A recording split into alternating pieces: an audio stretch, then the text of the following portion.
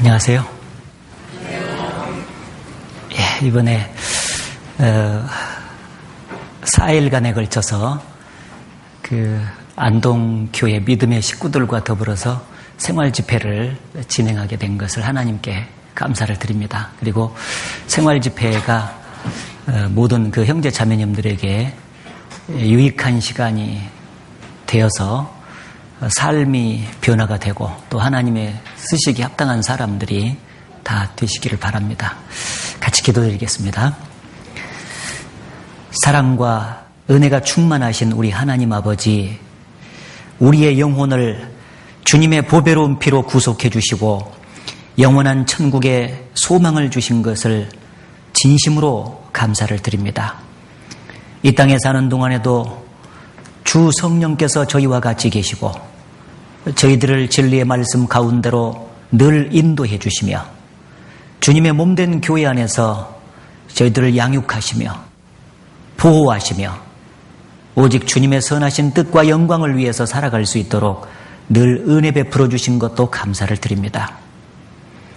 특별히 이번에 4일간에 걸쳐서 생활 집회를 마련해 주시고 매일같이 저희들을 모아주셔서 하나님의 거룩하신 뜻이 무엇인지를 함께 배울 수 있는 시간 주셔서 감사드립니다. 하루하루 말씀을 배워나가는 가운데 성경을 통하여 주님이 어떤 분이신지를 더욱더 알게 도와주시고 하나님 앞에서 우리의 마음과 삶을 합당한 모습으로 바꿔주시옵소서. 참으로 주님이 쓰시기 합당한 사람으로 우리 모두가 다 변화되어서 생활 집회가 끝난 이후에 개인적인 삶 속에서나 교회적인 삶 속에서나 세상에서의 삶이 더욱더 하나님 보시기에 합당하여 우리가 하나님의 귀한 쓰임을 받는 자녀들이 다 될 수 있도록 인도해 주시옵소서. 주께서 세우신 이 안동교회가 주님 보시기에 더욱더 완전한 교회, 거룩한 교회로 성장 성숙되어 갈 수 있도록 도와주시고 잃어진 영혼들에게 복음을 힘있게 전하는 교회가 되게 도와주시옵소서. 하나님께 더욱더 영광을 돌려드리는 귀한 교회 되게 도와주시옵소서.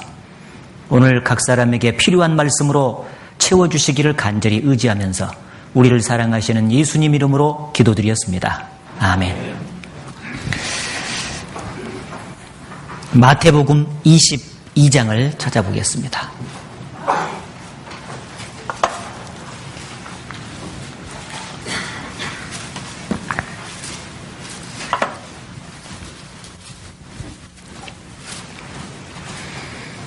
마태복음 22장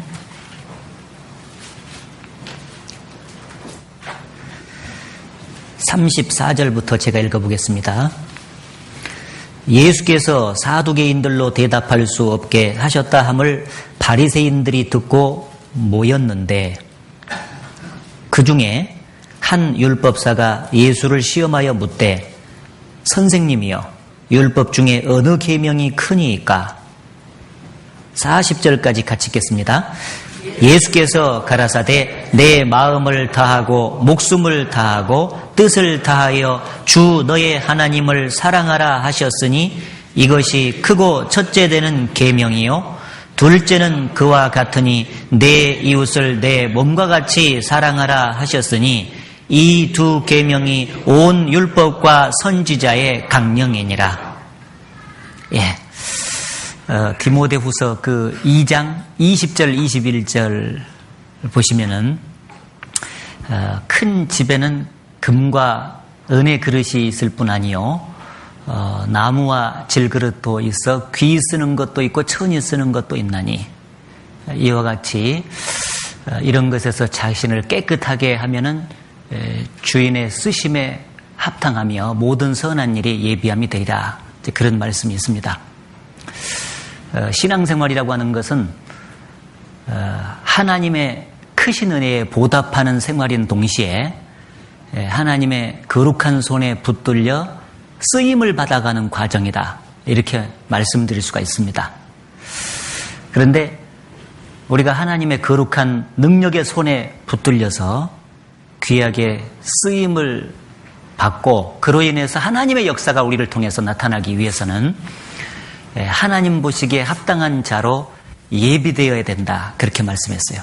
이런 것에서 자신을 깨끗하게 되면 주인의 쓰심에 합당하며 그렇게 돼 있죠.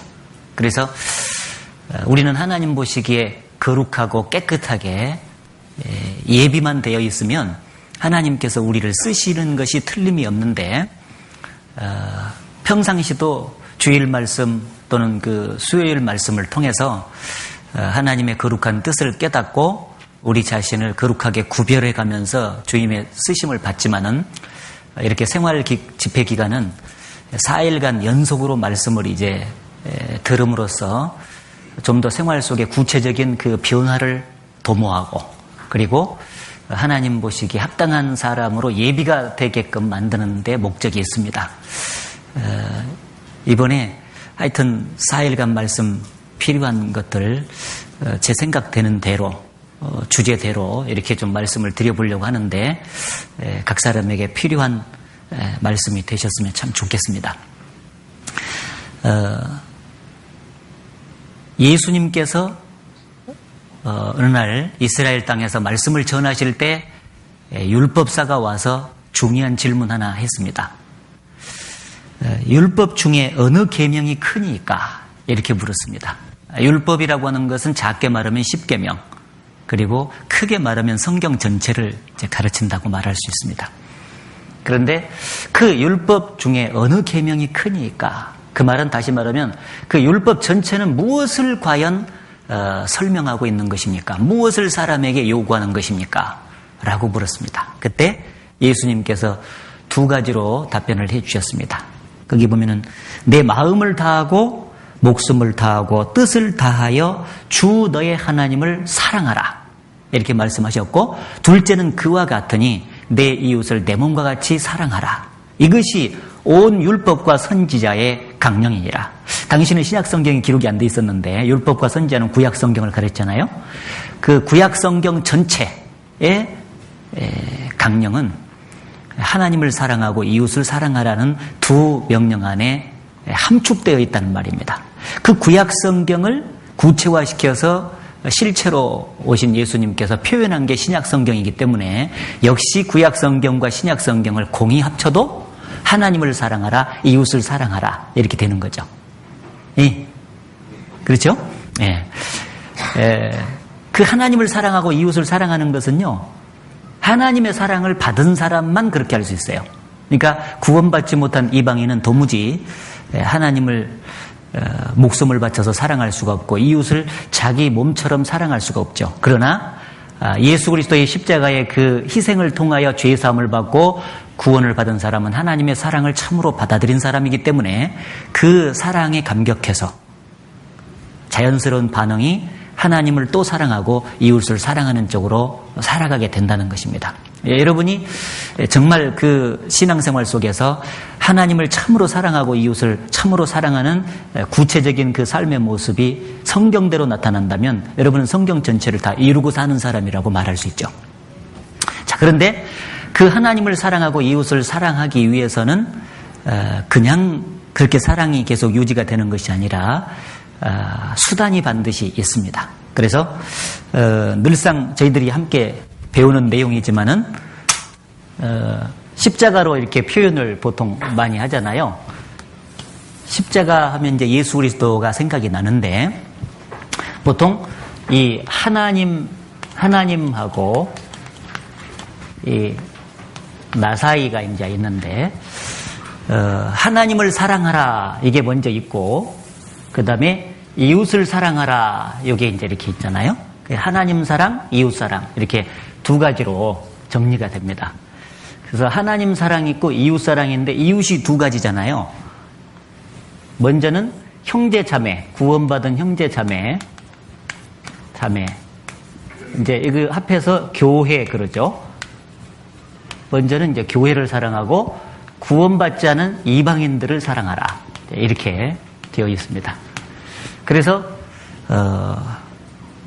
주님의 사랑을 받고 구원을 받으면 본성적으로 우리는 하나님을 사랑하고 이웃을 사랑하는 쪽으로 살게 되는데 그 사랑이 계속적으로 유지가 되고 불타려면은 그 연료 공급을 해야 된다. 그거 아시죠? 연료. 모닥불을 피우거나 장작개비로 이렇게 피울 때 불이 잘 타다가 점점 사그라들면은 계속 불타게 하려면은 연료 공급을 충분히 해주면 계속 불타죠.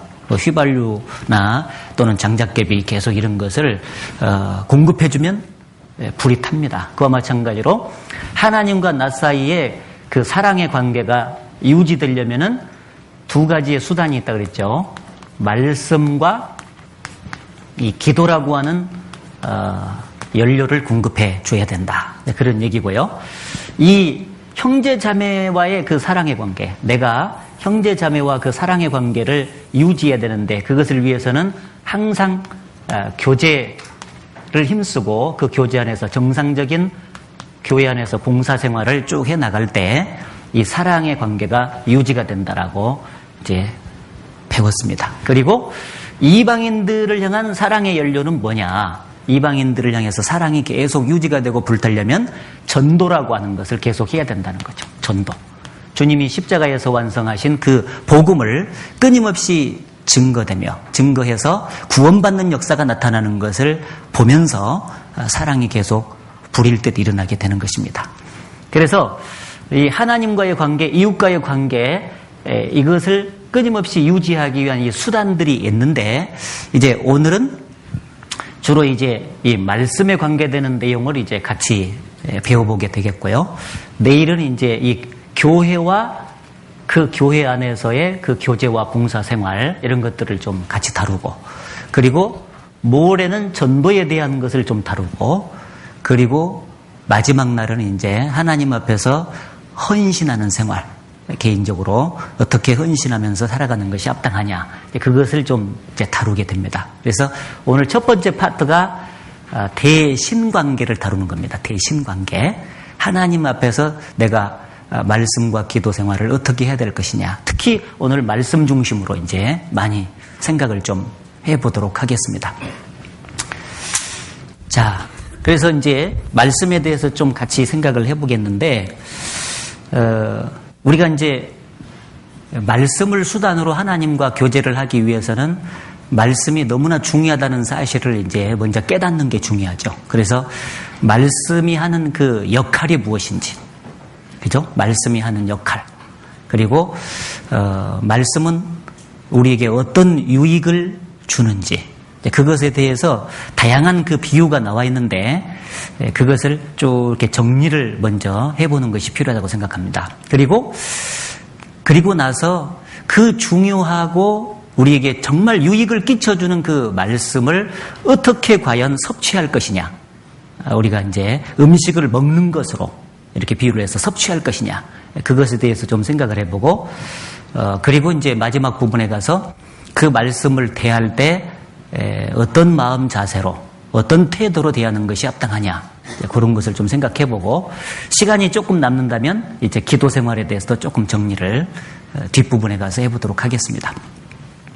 자, 우선 말씀이 그 하는 역할, 그것을 크게 두 가지로 정리를 하고 좀 넘어가도록 하겠습니다.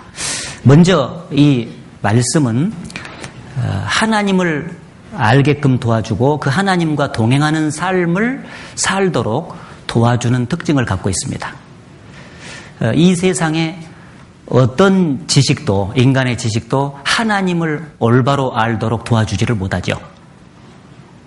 그리고 하나님과 동행하는 삶을 살게끔 도와준다는 것은 더더구나 할 수가 없습니다. 그러나 하나님이 주신 이 말씀은 하나님이 어떤 분이신지 구체적으로 우리에게 알려주고 그 살아계신 하나님과 생활 속에서 구체적으로 동행하는 삶을 살도록 도와준다는 겁니다.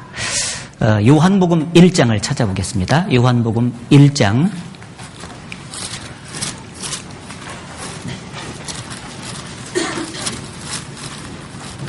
요한복음 1장 1절. 1절을 같이 읽겠습니다. 태초에 말씀이 계시니라. 이 말씀이 하나님과 함께 계셨으니 이 말씀은 곧 하나님이시니라. 예. 이 말씀은 곧 하나님이시니라. 이 전도 집회 말씀 많이 할 때 많이 들었죠.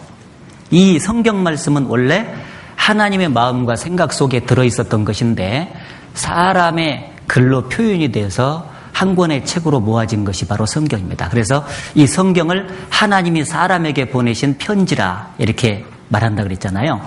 그래서 편지를 보면은 편지 보낸 사람은 없어도 편지가 편지 보낸 사람을 대신해주고, 그리고 편지를 쭉 읽어보면은 그 편지 보낸 사람의 마음과 생각이 그 편지 속에 담겨져 있잖아요. 그와 마찬가지로 이 성경은 눈에 보이지 않는 하나님을 대신해 줄 뿐 아니라 그 하나님의 마음과 생각이 이 성경 속에 자세하게 이제 담겨져 있죠. 그래서 이 성경이 하나님을 대신해 주기 때문에 성경 말씀을 자세히 이렇게 공부하는 가운데 하나님의 그 뜻을 발견하게 되고 그 뜻 가운데 순종하는 삶을 쭉 살아나가는 것이 곧 하나님과 동행하는 삶을 사는 거죠.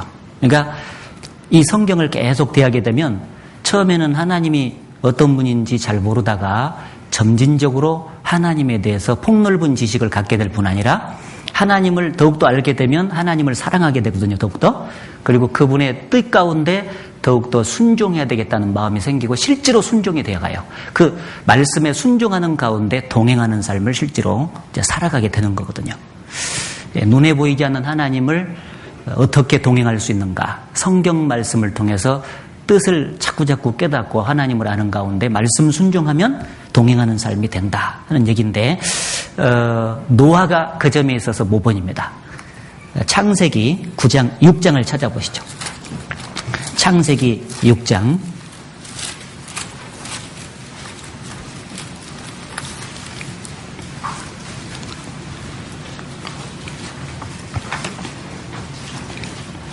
창세기 6장 9절을 같이 읽어보겠습니다.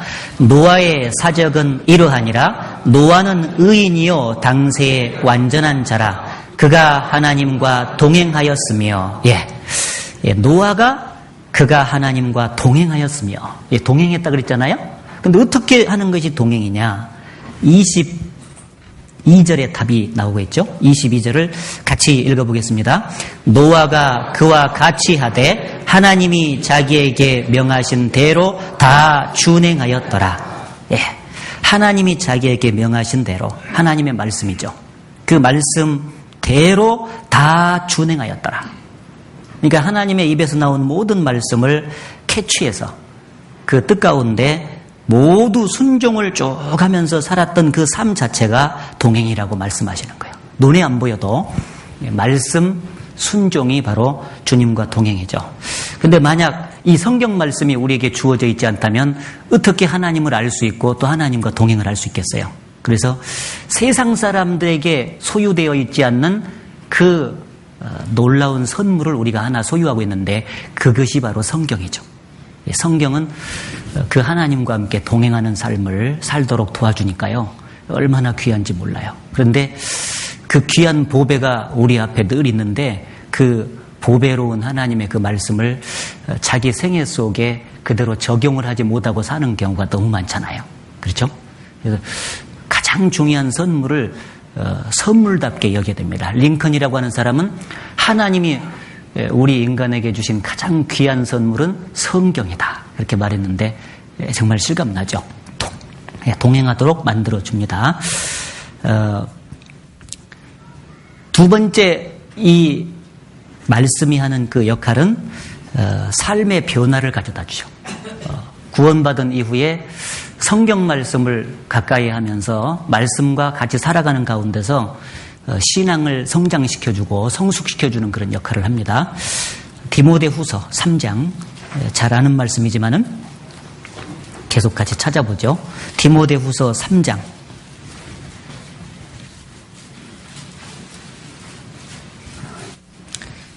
15절부터 17절까지 나와 있는 내용입니다. 같이 읽어보겠습니다. 또 내가 어려서부터 성경을 알았나니 성경은 능히 너로 하여금 그리스도 예수 안에 있는 믿음으로 말미암아 구원에 이르는 지혜가 있게 하느니라. 모든 성경은 하나님의 감동으로 된 것으로 교훈과 책망과 바르게 함과 의로 교육하기에 유익하니 이는 하나님의 사람으로 온전케 하며 모든 선한 일을 행하기에 온전케 하려 함이니라. 예. 이 성경이 하는 일이 크게 두 가지로 나와 있죠. 첫째는 구원받지 못한 모든 사람들을 구원받을 수 있도록 도와준다.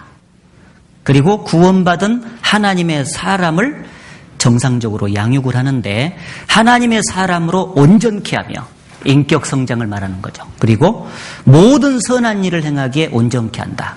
하나님을 위해서 참된 봉사를 할 수 있도록 만들어주는 것이 바로 이제 성경입니다. 그래서 이 성경은 그리스도인에게서 아주 필수적인 하나님께서 주신 책인데 문제는 이 말씀이 주는 그 유익이 여러 가지가 있는데 비유로 이렇게 쭉 나와 있어요. 비유로 나와 있는데 그 비유가 되게 많아요. 그런데 그 중에서 이제 몇 가지 추려가지고 같이 좀 생각을 좀 해보도록 하죠. 성경을 비유로 말씀한 내용이 여러 가지가 있는데 첫째는 그 음식으로 비유를 했죠. 이게 젖이나 밥이나 떡이나 이렇게 그걸 합해서 음식이라고 하잖아요. 음식. 욥기서 23장을 먼저 찾고요. 욥기 23장.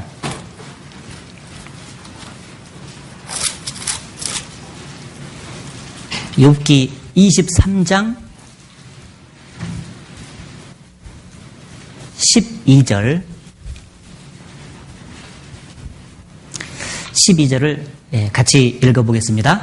내가 그의 입술의 명령을 어기지 아니하고 일정한 음식보다 그 입의 말씀을 귀히 여겼구나. 예, 여기 욥이 그 환난 가운데서도 낭망치 아니하고 그 가운데서 그 환난을 극복하고 승리할 수 있었던 비결은 하나님의 말씀을 일정한 음식보다 더 귀히 여겼다. 여기에 비결이 있다고 생각합니다.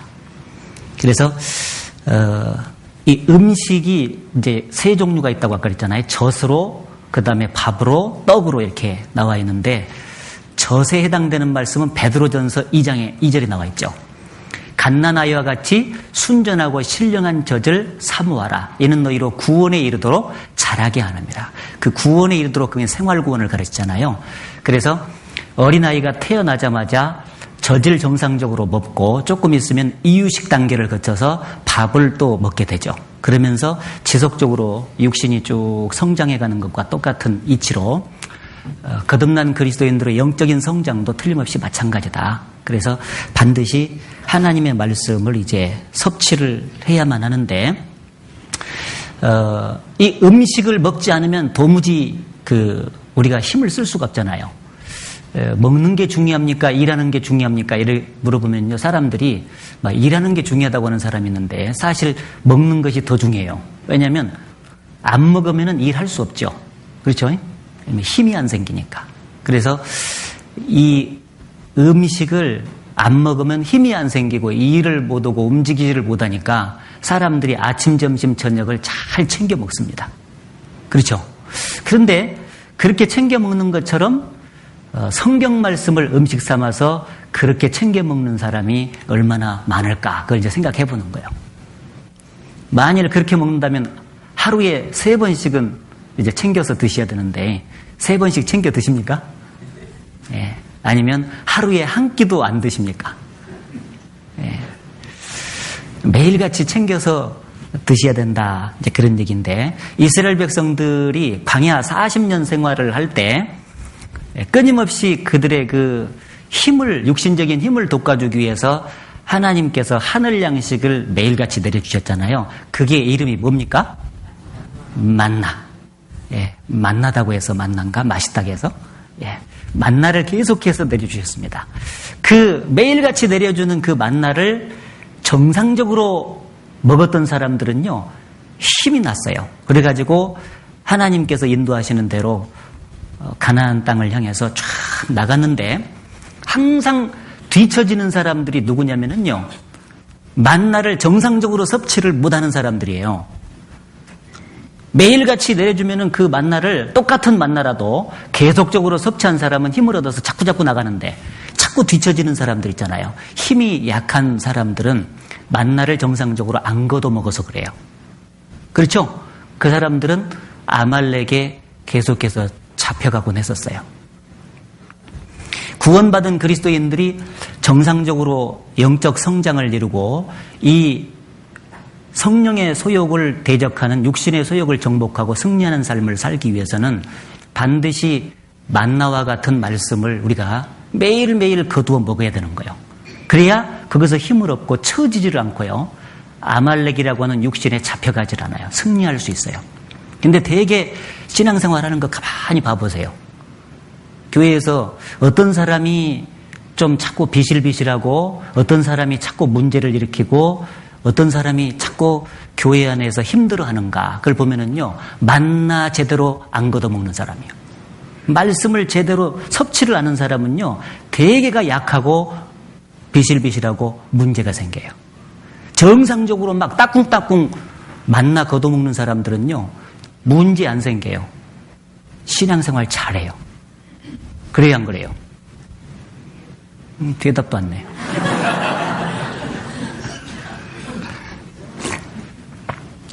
그래서 이스라엘 백성들 광야 생활 그 교훈입니다. 그래서 만나 제대로 걷어먹는 것이 신앙생활에 가장 중요하다는 거 여러분 아시면 돼요. 그래서 되게 어떤 사람들이 음식을 제대로 이제 못 먹고 좀 식욕이 없냐면은 네 종류의 사람이 있어요.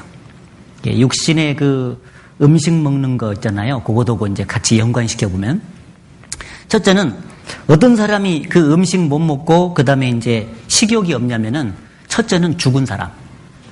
죽은 사람이 밥 먹는 거 봤어요? 못 봤어요? 죽은 사람은 절대 밥을 못 먹어요. 죽은 사람에게 밥이 필요 없으면 산 사람에게나 밥이 필요한 거예요. 마찬가지로 하나님의 말씀을 구원 안 받은 사람은 필요로 하지 않습니다. 안 먹어요. 특히 이 복음이 확실한 교회, 성령께서 확실하게 역사하는 그 교회에서 주어지는 그 하나님의 말씀을 그들은 감당을 못합니다. 육에 속한 사람은 신령한 일을 받지 아니하나니 그런 말씀 있죠. 육에 속한 사람, 고린도전서 2장에 육에 속한 사람은요 구원받지 못한 사람을 가르칩니다. 그런 사람들은 신령한 하나님의 말씀을 받아들일 수가 없어요. 안 먹어요. 배척하게 됩니다. 그래서 그 사람들에게 이제 우리가 전도를 해야 되고, 두 번째는 육신적으로 병든 사람 있죠. 병든 사람은 특징이 바로 밥맛이 떨어져요. 밥을 잘 안 먹습니다. 전화 왔어요?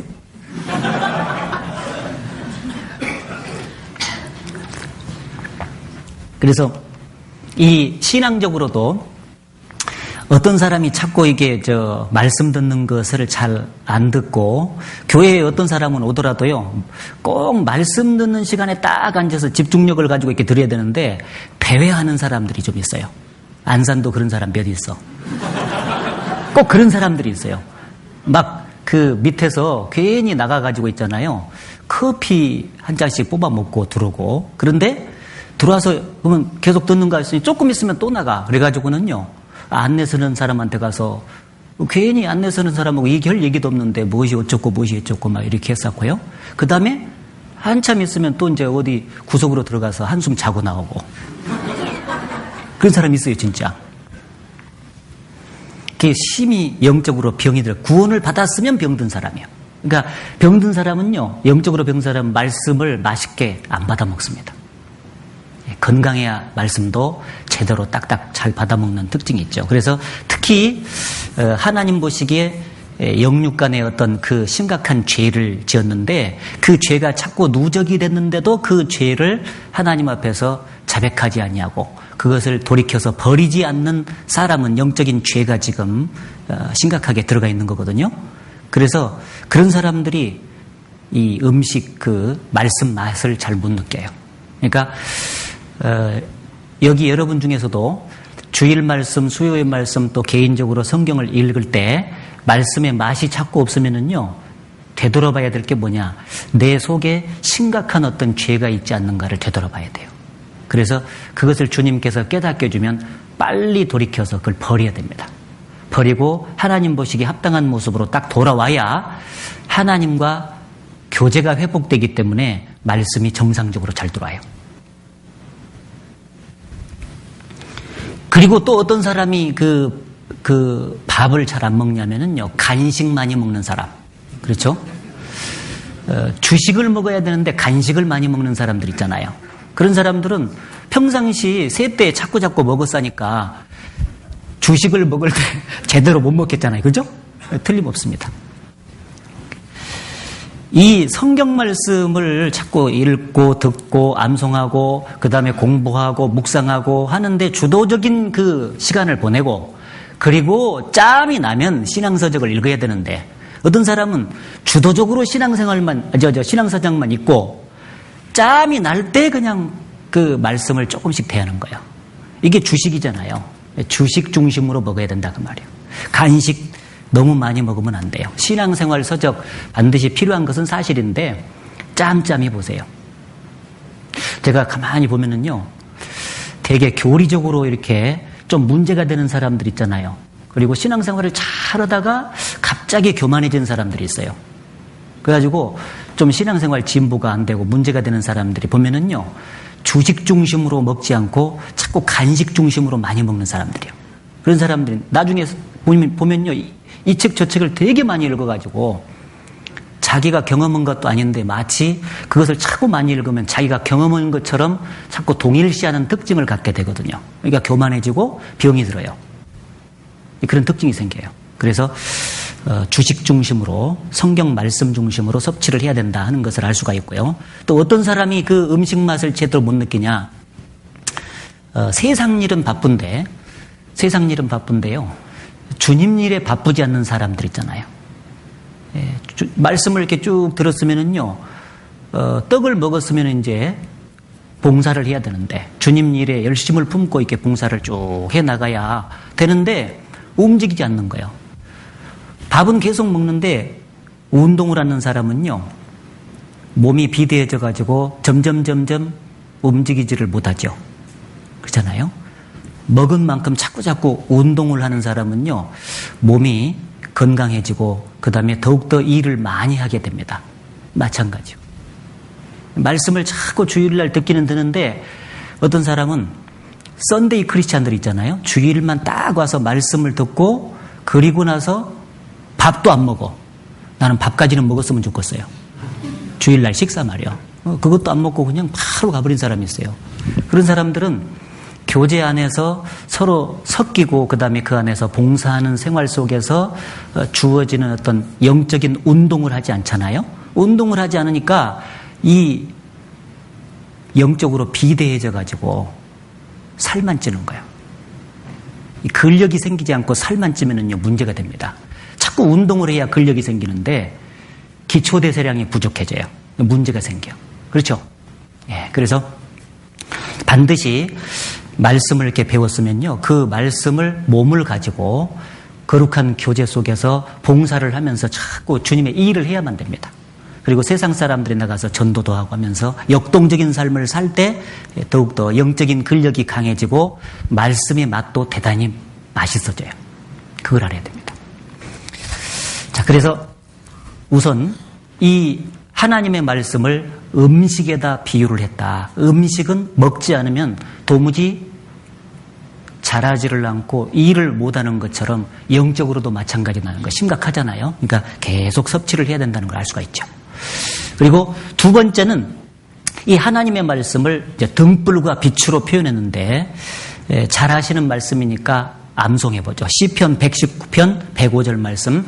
주의 말씀은 내 발의 등이요 내 길의 빛이니이다. 예.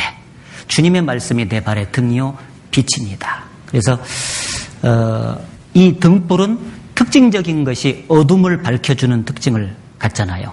그래서 어둠을 밝혀줌으로써 어디가 길인지 어디가 정로인지를 정확히 밝혀줘서 올바른 길을 갈 수 있도록 도와주는 게 빛입니다. 맞죠? 예. 그와 마찬가지로 이 성경 말씀이라고 하는 것은 빛과 같기 때문에 인생길에 있어서 어떤 길로 가는 것이 올바른 길인지 그 정로를 알려주는 거예요. 인생의 진정한 목적이 무엇인지, 인생의 진정한 가치가 무엇인지, 어떻게 사는 것이 가장 바람직한 인생길을 사는 것인지, 그것에 대해서 성경을 알기 전까지만 해도 혼탁한 혼미한 상태에서 있잖아요. 그래서 나름대로 자기 소견에 오른 대로 다 살아가 버려요. 그러니까 죄만 짓고 하나님 보시기에 영적으로 암흑길을 걸어갈 수밖에 없잖아요. 그런데 성경 말씀 앞에 딱 와서 배우기 시작하면은요, 영적으로 이제 눈이 밝아지기 시작해서 그 정로를 알게 돼요. 이사야 30장 보겠습니다. 이사야 30장. 이사야 30장 20절, 21절 말씀.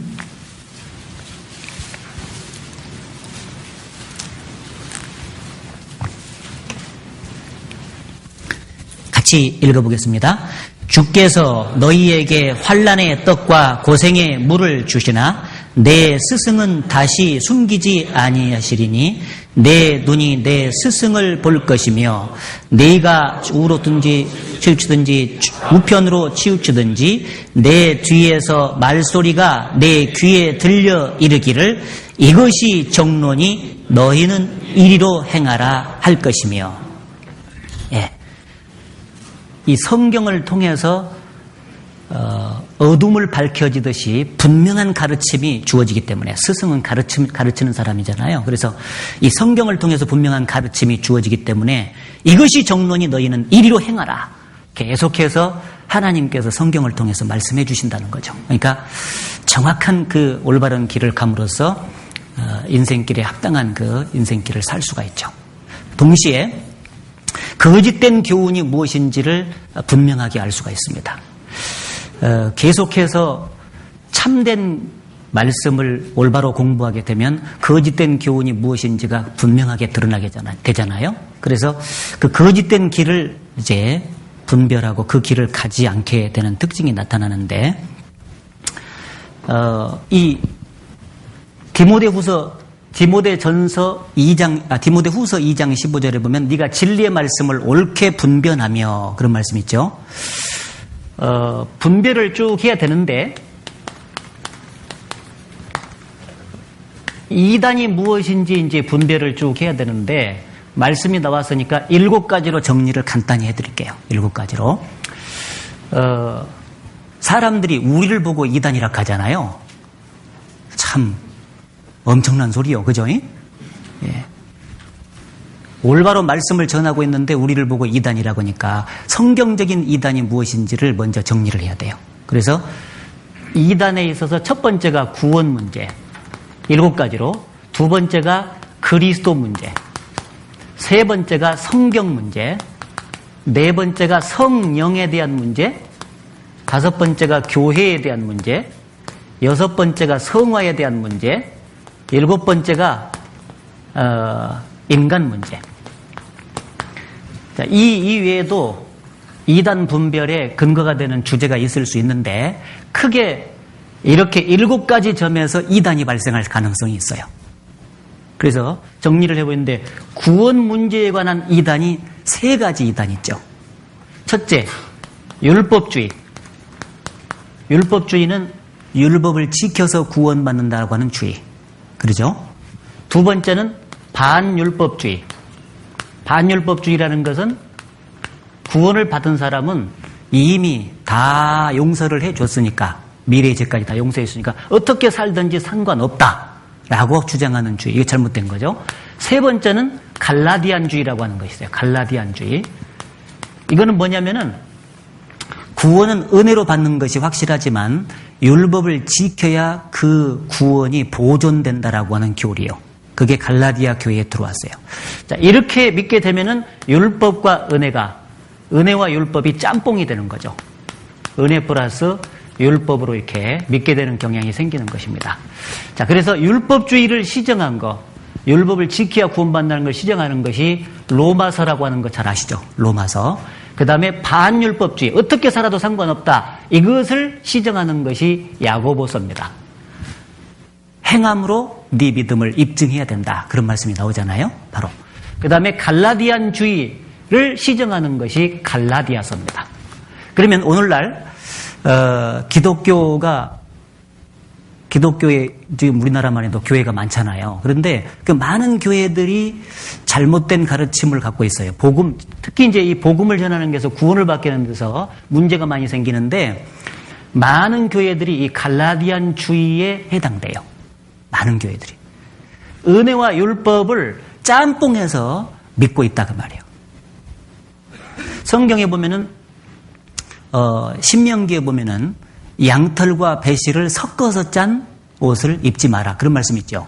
이 양털은 예수님의 피로 말미암는 은혜를 설명하는 것이고 배실은 땅에서 땀을 흘려서 나오는 것이잖아요. 율법을 지키는 인간의 공로를 설명하는 거예요. 그것을 짬뽕해서 믿지 마라 그런 뜻이거든요.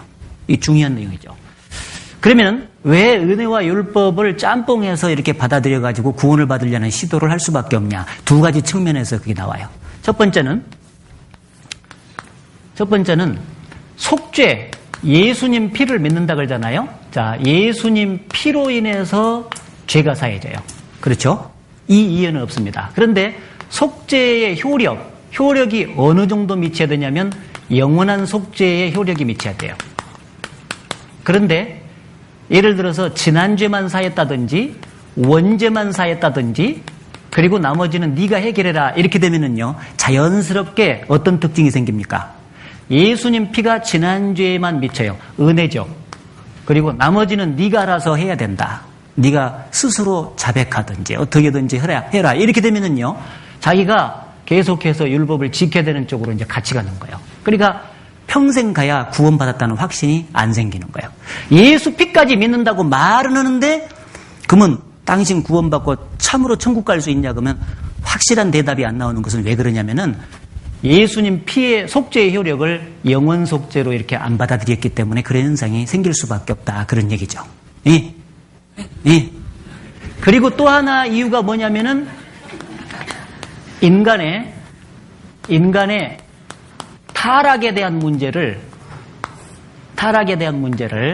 전적 타락으로 보느냐, 완전히 타락했다로 보느냐, 아니면 부분적인 타락으로 보느냐, 요것에 따라서 달라져.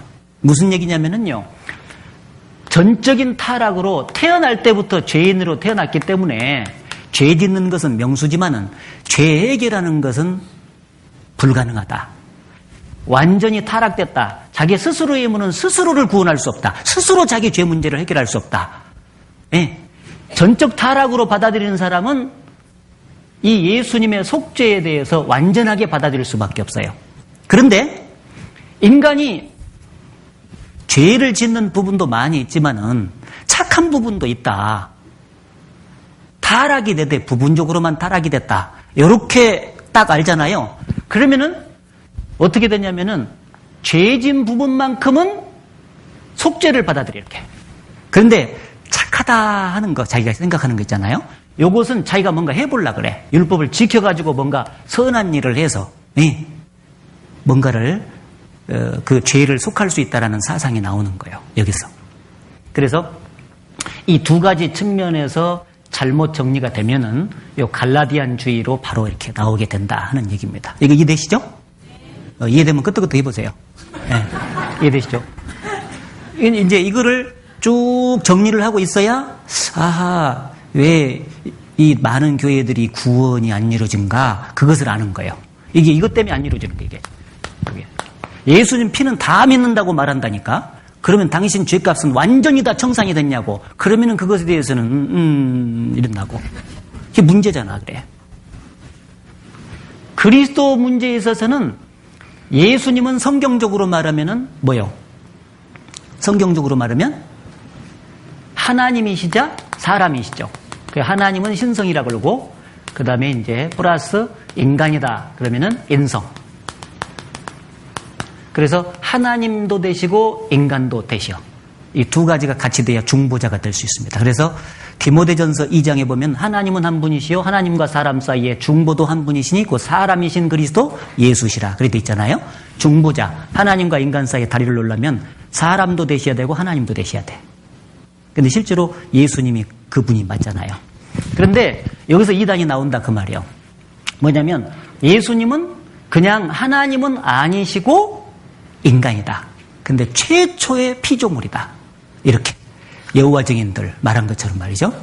그러면은 예수님은 하나님은 아니고 인간이다 그러면은요, 어떤 특징이 나오냐면 예수님을 도덕적인 모범으로 도덕가, 그 다음에 선생, 아주 위대한 선생 정도 이렇게 보는 거예요. 그 다음에 4대 성인 중에 하나, 뭐 이 정도 보는 거 이렇게. 아셨죠? 예수님이 하나님이 아니시다, 인간인데 인간 중에서 아주 뛰어난 분이다, 훌륭한 분이다, 이렇게만 아는 거예요. 그러니까 구원받으려고 하겠어요, 안 하겠어요? 그분을 통해서 구원받으려고 하는 거예요. 그냥 도덕적인 표준으로서 착하게 살라고 막 따라가는 거예요, 이렇게. 그것만 하는 거예요. 그런데 이제 반대는, 이게 예수님이 신성이라고 하는 것을 같이 믿으면은요, 예수님을 통해서 이제 구원을 받으려고 하거든요. 그리고 예수님은 인간은 아니고 하나님만 되신다 그러면은요, 대속이 안 되지. 그렇죠? 대속이 안 돼. 사람으로 오셔서 반드시 죽어주셔야만이 죄값이 청산이 되고 우리가 구원을 받을 수가 있습니다. 그래서 반드시 하나님도 되시고 사람도 되셔야 된다. 이게 사실이고요. 근데 요게 이제 요 이단이 이제 같이 이렇게 나온다는 거죠. 성경은 더하거나 빼지 마라 그랬죠. 요한계시록 22장에 이 율법의 계시의 말씀에다가 더하면 재앙을 더할 것이요 그랬죠. 빼면은 생명나무와 및 거룩한 성에 들어감을 제하여 버리시라. 더하거나 빼는 것이 이단이고, 동시에 자의적 해석을 하는 사람이 이제 이단이 되는 것이죠. 베드로후서 3장에 좀 찾아보시죠. 베드로후서 3장.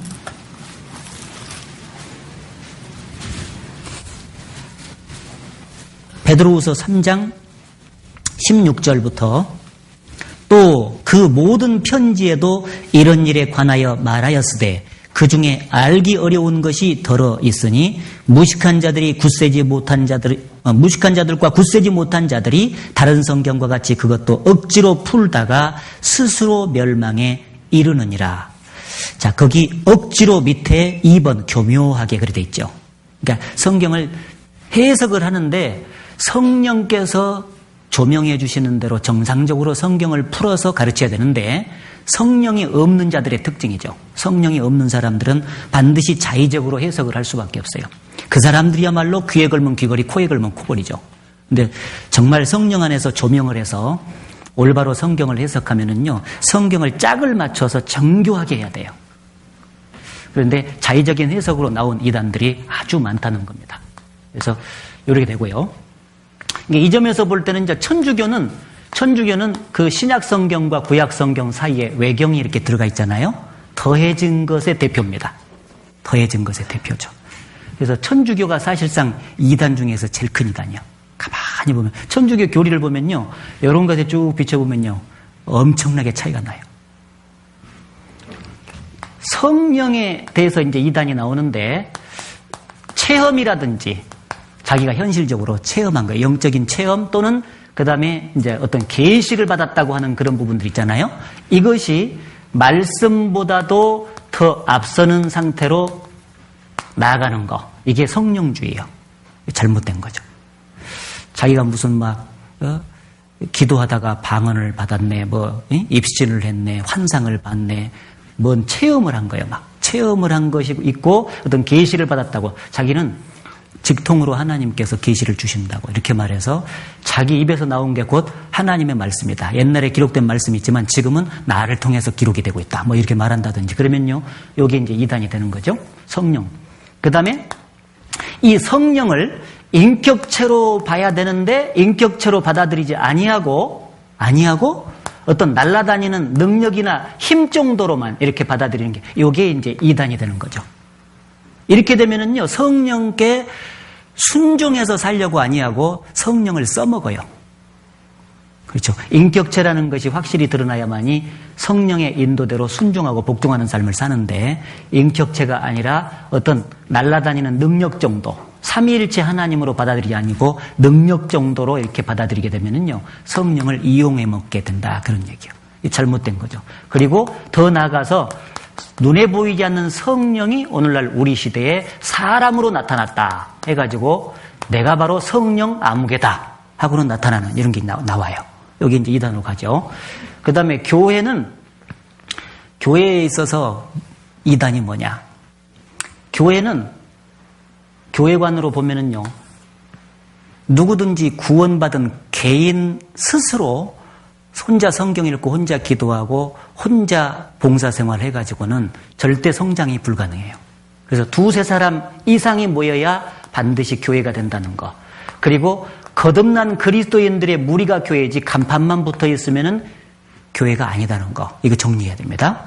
그 다음에 성화는 구원받은 이후에 영원히 죄를 용서해 준 목적은 올바로 깨끗하게 살아라 그런 목적인데 구원받은 이후에 죄를 허용을 한다. 어떻게 살아도 상관없다. 그래서 죄를 허용하는 쪽으로 가게 되면은 반드시 이단이 되는 거죠. 그래서 옛날에 그 영지주의 2단이 이렇게 나왔었는데 초대교회에 이게 이제 뭐냐면은 육신은 악하고 영은 선하다 하는 헬라 이원론 사상을 받아들여 가지고 이제 그 교리화시킨 거예요. 그러다 보니까 어떤 특징이 나타나냐면요. 육신은 악하다 이렇게 정리가 돼 있잖아요. 그러니까 이게 영만 선하니까요. 이 육신을 극단적으로 이제 두 가지로 나와요. 이 육신이 악하니까 금욕을 시켜야 된다. 그래야 거룩해진다. 성화가 된다. 그건 얘기예요. 그래서 극단적 금욕주의가 여기서 나오고 그래서 금욕주의 대표가 이제 쭉 나가면 혼인을 안 하는 게 성결한 삶을 사는 비결이다 해가지고 독신주의가 나오고 근데 결혼 안 하면은 결혼한 사람보다 더 성결하게 되냐? 아니에요. 그래서 사람들은 모르니까 있잖아요. 천주교 그 신부들하고 교회 목사하고 비교를 해가지고 천주교 목사들은 독신으로 살지 않냐. 교회 목사들은 결혼하더구만. 교회 목사들보다 천주교 신부가 더 거룩하고 깨끗하다. 이렇게 얘기를 한 거예요. 천만에. 성경에 그렇게 안 나와 있거든요. 그래서 혼인을 금하다. 또는 어떤 식물은 어떤 음식은 먹고 어떤 음식은 먹지 마라. 그것에 의해서 성결해지는 삶이 될 것이라고 생각하는 이 금욕주의. 그 다음에 하나는 완전히 이제 육신은 아예 악하니까 버려서 캐세라 세라로 사는 거야. 마음대로. 그걸 쾌락주의라고 합니다. 이렇게 이제 반대적인 이단이 이렇게 나옵니다. 그리고 또 하나는요. 가끔가다 나오는 거 빠지는 것 중에 하나가 어떤 거 하나 딱 깨달으면은요. 완전히 마음속에 갈등이 없어져 버리고 탄식이 없어져 버린다. 그런 얘기예요. 뭐 하나 딱 지식을 깨달으면 평안이 그때부터 찾아온다. 이 주님의 몸된 교회 안에서 같이 봉사하고 전도하고 하다 보면은 서로 부딪히는 일도 있고 막 갈등도 있고 막 힘든 부분도 있잖아요. 그런데 뭐 하나 딱 깨달으면 그것이 싹 사라져 본다는 거예요. 근데 사실은요. 구원받은 이후에 하나님 앞에서 육신이 힘들어서도 그렇지만 하나님 앞에서 죄를 짓게 되면은 반드시 마음속에 탄식이 있어요, 없어요? 있습니다. 성령이 근심하시고 탄식하시고 슬퍼하신다고 돼 있는데 죄를 졌는데도 내가 기뻐. 그것은 거짓이에요. 그건 거짓이요. 뭐 하나 딱 깨달은다고 해가지고 갑자기 성화되는 거 아니에요. 명심해야 됩니다. 그 속으면 안 돼요. 가끔가다 그게 나오더라고. 잊어볼만 하면. 그리고 인간에 있어서는 인간은 존경의 대상은 될지언정 경배의 대상은 될 수가 없다. 요건 확실히 해야 돼. 존경의 대상은 돼요. 그러나 경배의 대상이 되면은 그때부터 잘못돼 가는 거예요. 이번 얘기인지 아시죠? 예, 구원받은 형제 자매들끼리 서로 존경하고 또 앞에 있는 이제 말씀을 가르치는 사람, 뭐 가르침을 받는 사람 서로 존경하라고 서로 돼 있잖아요. 그런데 그 이상 경배의 대상이 된다. 막 절대적인 어떤 그런 사람처럼 경배의 대상이 되면 안 된다. 그런 얘기인데, 요한계시록 한번 찾아보죠. 요한계시록 22장에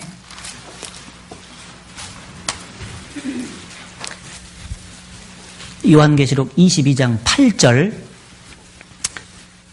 이것들을 보고 들은 자는 나 요한이니 내가 듣고 볼 때에 이 일을 내게 보이던 천사의 발 앞에 경배하려고 엎드렸더니 저가 내게 말하기를 나는 너와 내 형제 선지자들과 또 이 책의 말을 지키는 자들과 함께 된 종이니 그리하지 말고 같이 읽겠습니다.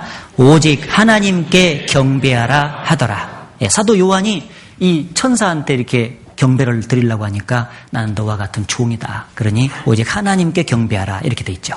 그러니까 인간은 항상 존경의 대상은 될지언정 경배의 대상이 돼서는 안 됩니다. 그런데 이런 쪽으로 점점 나아간다. 그러면은 반드시 잘못돼 가는 거죠. 그래서 이렇게 7가지의 관점에서 이단을 분별할 수 있다 하는 거 이렇게 알아두시기 바랍니다. 등불, 빛 할 때 이제 이단 문제를 잠깐 말씀을 드렸고요. 크게 아까 말한 대로 비유 중에서 3번째 이 성경 말씀을 물과 거울로 이렇게 표현을 했죠. 에베소서 5장을 찾아봅시다. 에베소서 5장.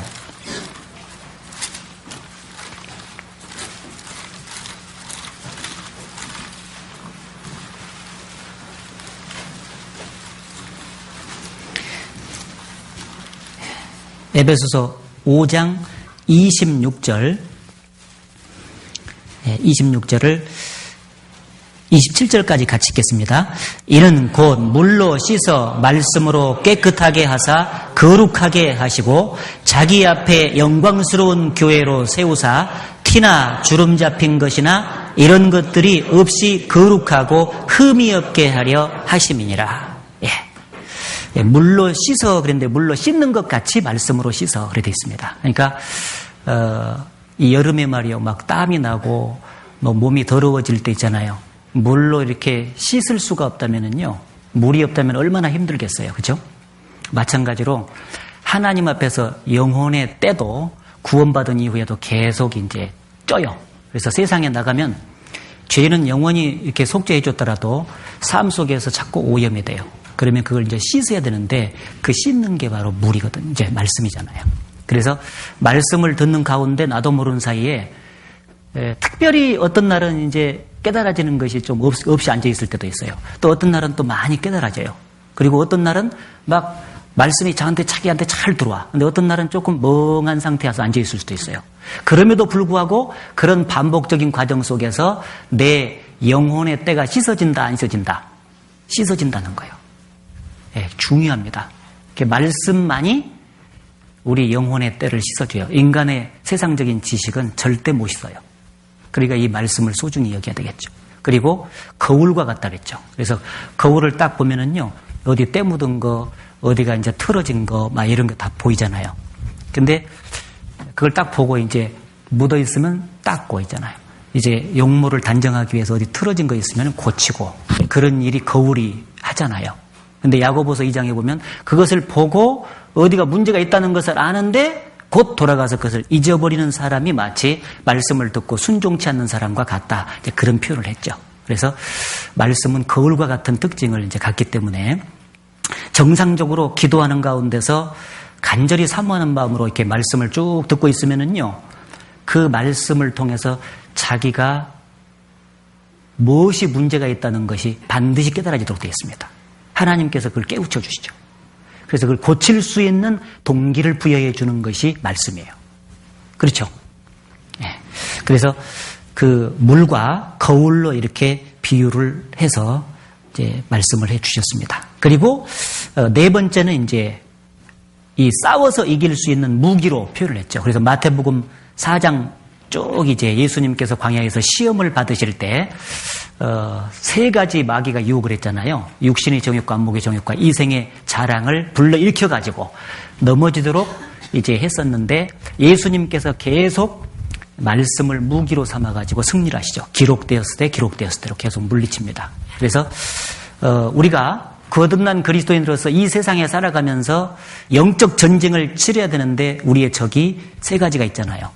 세상이 있고 육신이 있고 마귀가 있는데 이 3가지를 이길 수 있는 유일한 무기가 바로 성경 말씀이죠. 그래서 그 말씀을 우리의 마음속에다가 많이 이렇게 저장을 해놓게 되면 성령께서 그 무기인 그 말씀을 적절한 상황 속에서 이제 끌어내가지고 쓰십니다. 승리할 수 있도록 도와주시죠.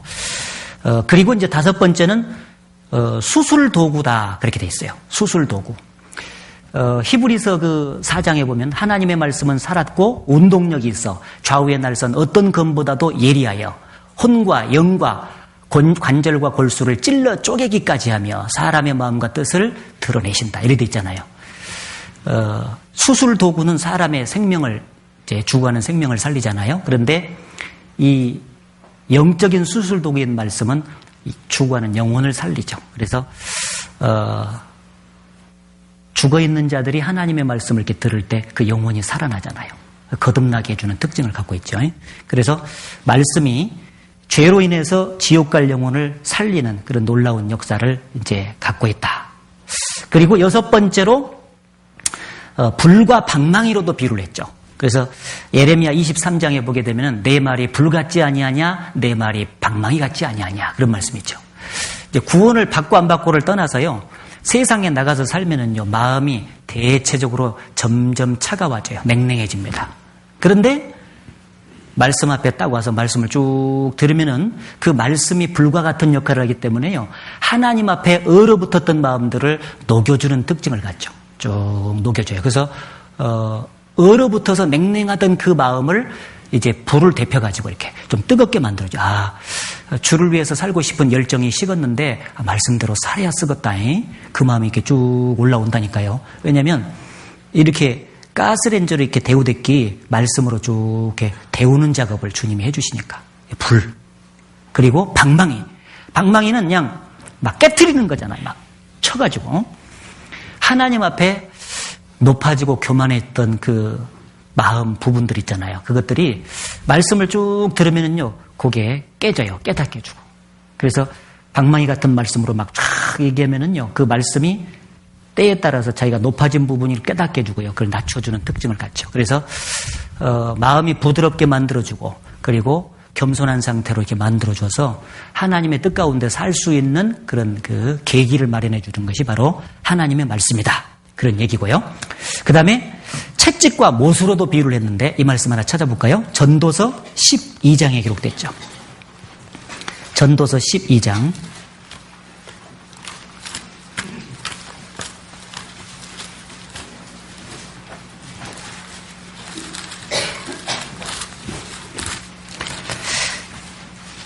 예, 전도서 12장에 보시게 되면은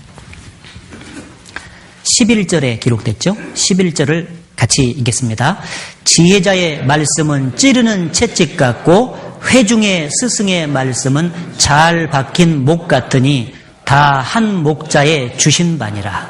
예, 여기 스승의 말씀은 찌르는 채찍 같다. 우선 지혜자의 말씀이 찌르는 채찍 같다. 이 채찍 끝트리에 막 쇠붙이도 붙어 있고 뿔조각 같은 것도 붙어 있고 쇠고라니 같은 것도 붙어 있어서 한번 쫙 맞으면은요, 굉장히 아프잖아요. 그런데 때때로 이 말씀을 쭉 듣다 보면요, 간절한 말씀으로 마음으로 말씀을 쭉 들으면은요, 어떤 때는요, 굉장히 마음이 막 애려요. 여러분 그런 거 경험해 본 적 있어요?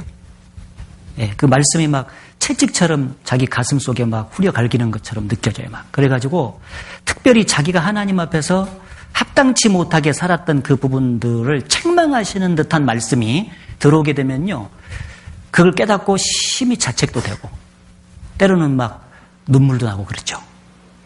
저도 종종 이렇게 쭉 말씀을 들으면서 그런 걸 느껴요. 근데 이제 이렇게 앉아서 듣잖아요. 그러면은요, 어떤 때는 막 고통이 되고 눈물이 막 날라고 하는데 너무 보면 막 부끄럽잖아요. 그래가지고는 막 안 흘리려고 이렇게 막 꿀꺽꿀꺽 온다고 이렇게 위에다. 이 감동이 돼서도 눈물이 나는 때도 있지만요, 막 그것이 막 찌르는 그 채찍처럼 말씀이 막 돌아가지고요. 내가 이렇게 살면 안 된다, 내가. 내 이렇게 살면 안 된다. 막 그 생각이 자꾸 드는 때 있잖아요. 막 그런 그 가책이 들게끔 하는 말씀도 때때로 주어지고. 그리고 잘 박힌 목 같다 그랬는데, 다른 각도로도 이제 이해할 수도 있겠지만은, 못이라고 하는 것은 이제 두 물체를 갖다가 딱 이렇게 붙여서 연결시켜주는 그 일을 하잖아요. 그죠? 가깝게. 못을 탁 박으면요, 계속 박을수록 이렇게 붙잖아요. 막 가깝게. 하나님과 나 사이를 자꾸 이렇게 붙여주는 역할을 하는 게 못이에요.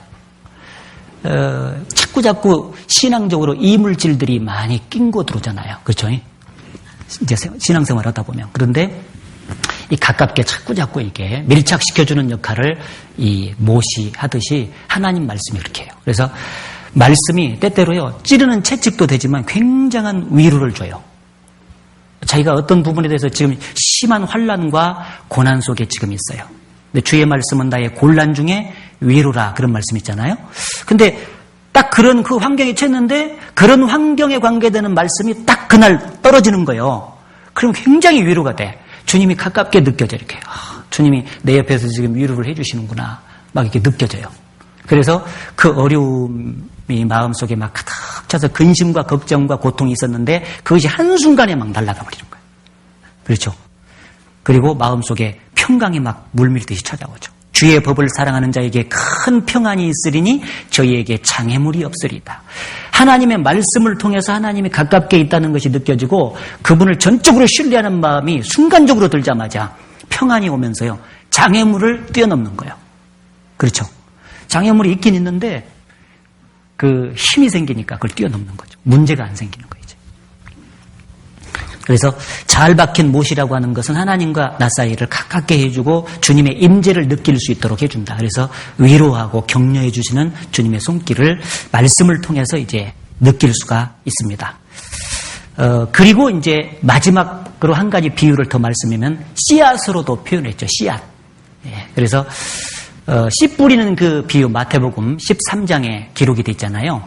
그 씨를 뿌려서 이제 싹이 나고 자라고 또 열매를 맺는 그 과정으로 마가복음 4장에도 기록되어 있고, 그래서 그 씨는 특징적인 것이 이 자라서 열매를 맺게 하는 특징을 갖죠. 씨를 딱 뿌리면 생육하고 번성을 해가지고 열매를 맺는 그 과정, 30배, 60배, 100배의 결실을 이제 맺게 해주는 특징이 있는데, 정상적으로 주님의 교회 안에서 그 하나님의 그 씨인 그 말씀을 계속 공급받는 사람은 그 말씀 자체가 생육하고 번성하도록 열매를 맺게 하는 그 특징을 가졌기 때문에 그것이 심기워지기만 하면은 나의 삶을 변화시켜서 복음도 전하게 하면서 힘이 생기고 구원받는 역사를 일으킨다 그 말이에요. 그래서 사도행전에 보게 되면요, 하나님의 말씀이 씨앗이 움직이는 역사라고 말할 수 있어요. 그래서 계속 보면은요, 사도행전 2장, 3장, 4장 이렇게 쭉 가면서 그 하나님의 말씀이 흥왕하여 세력을 얻으니라 그런 말씀이 있죠. 말씀이 막 쭉 전해지니까 말씀이 역사를 해가지고 구원받게 하고 열매 맺고 구원받게 열매 맺고, 하나님의 말씀이 흥왕하여 세력을 얻으니라. 허다한 제사장의 무리도 그 도에 복종하니라.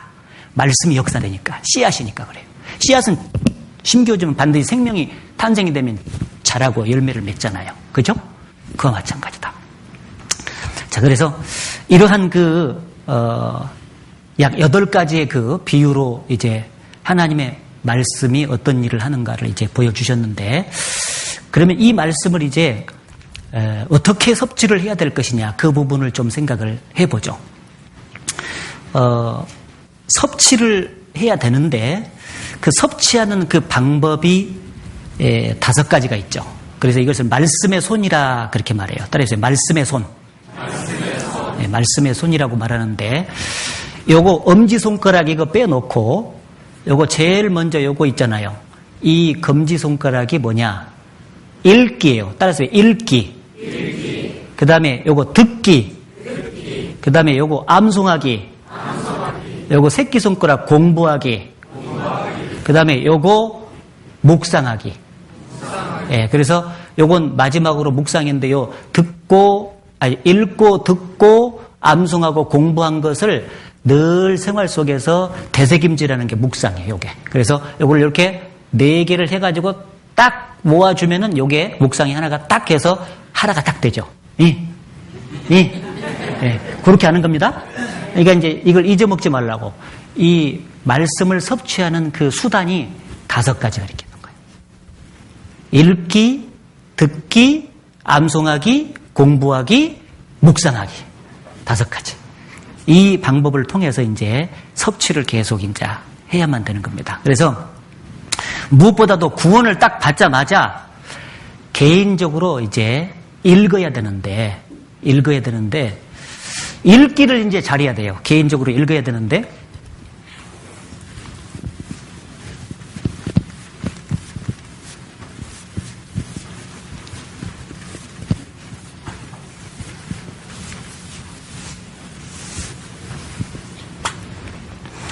먼저는 이제 읽기를 이제 잘해야 되는데, 읽기는 첫째는 이제 분량을 정해야 되겠죠?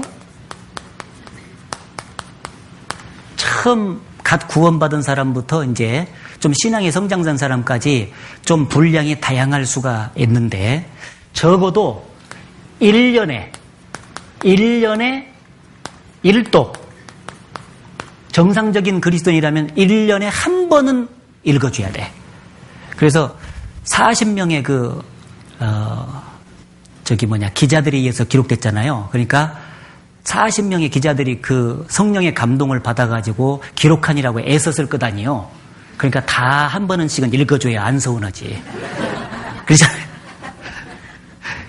그래서 전부 다 1년에 하여튼 1독은 하려고 작정을 해야 됩니다. 1년에 1독을 하려고 작정을 하고 해야 되는데, 두 번째로 이제 정해야 되는 것은 이제 하루에 이제 매일같이 해야 돼, 매일.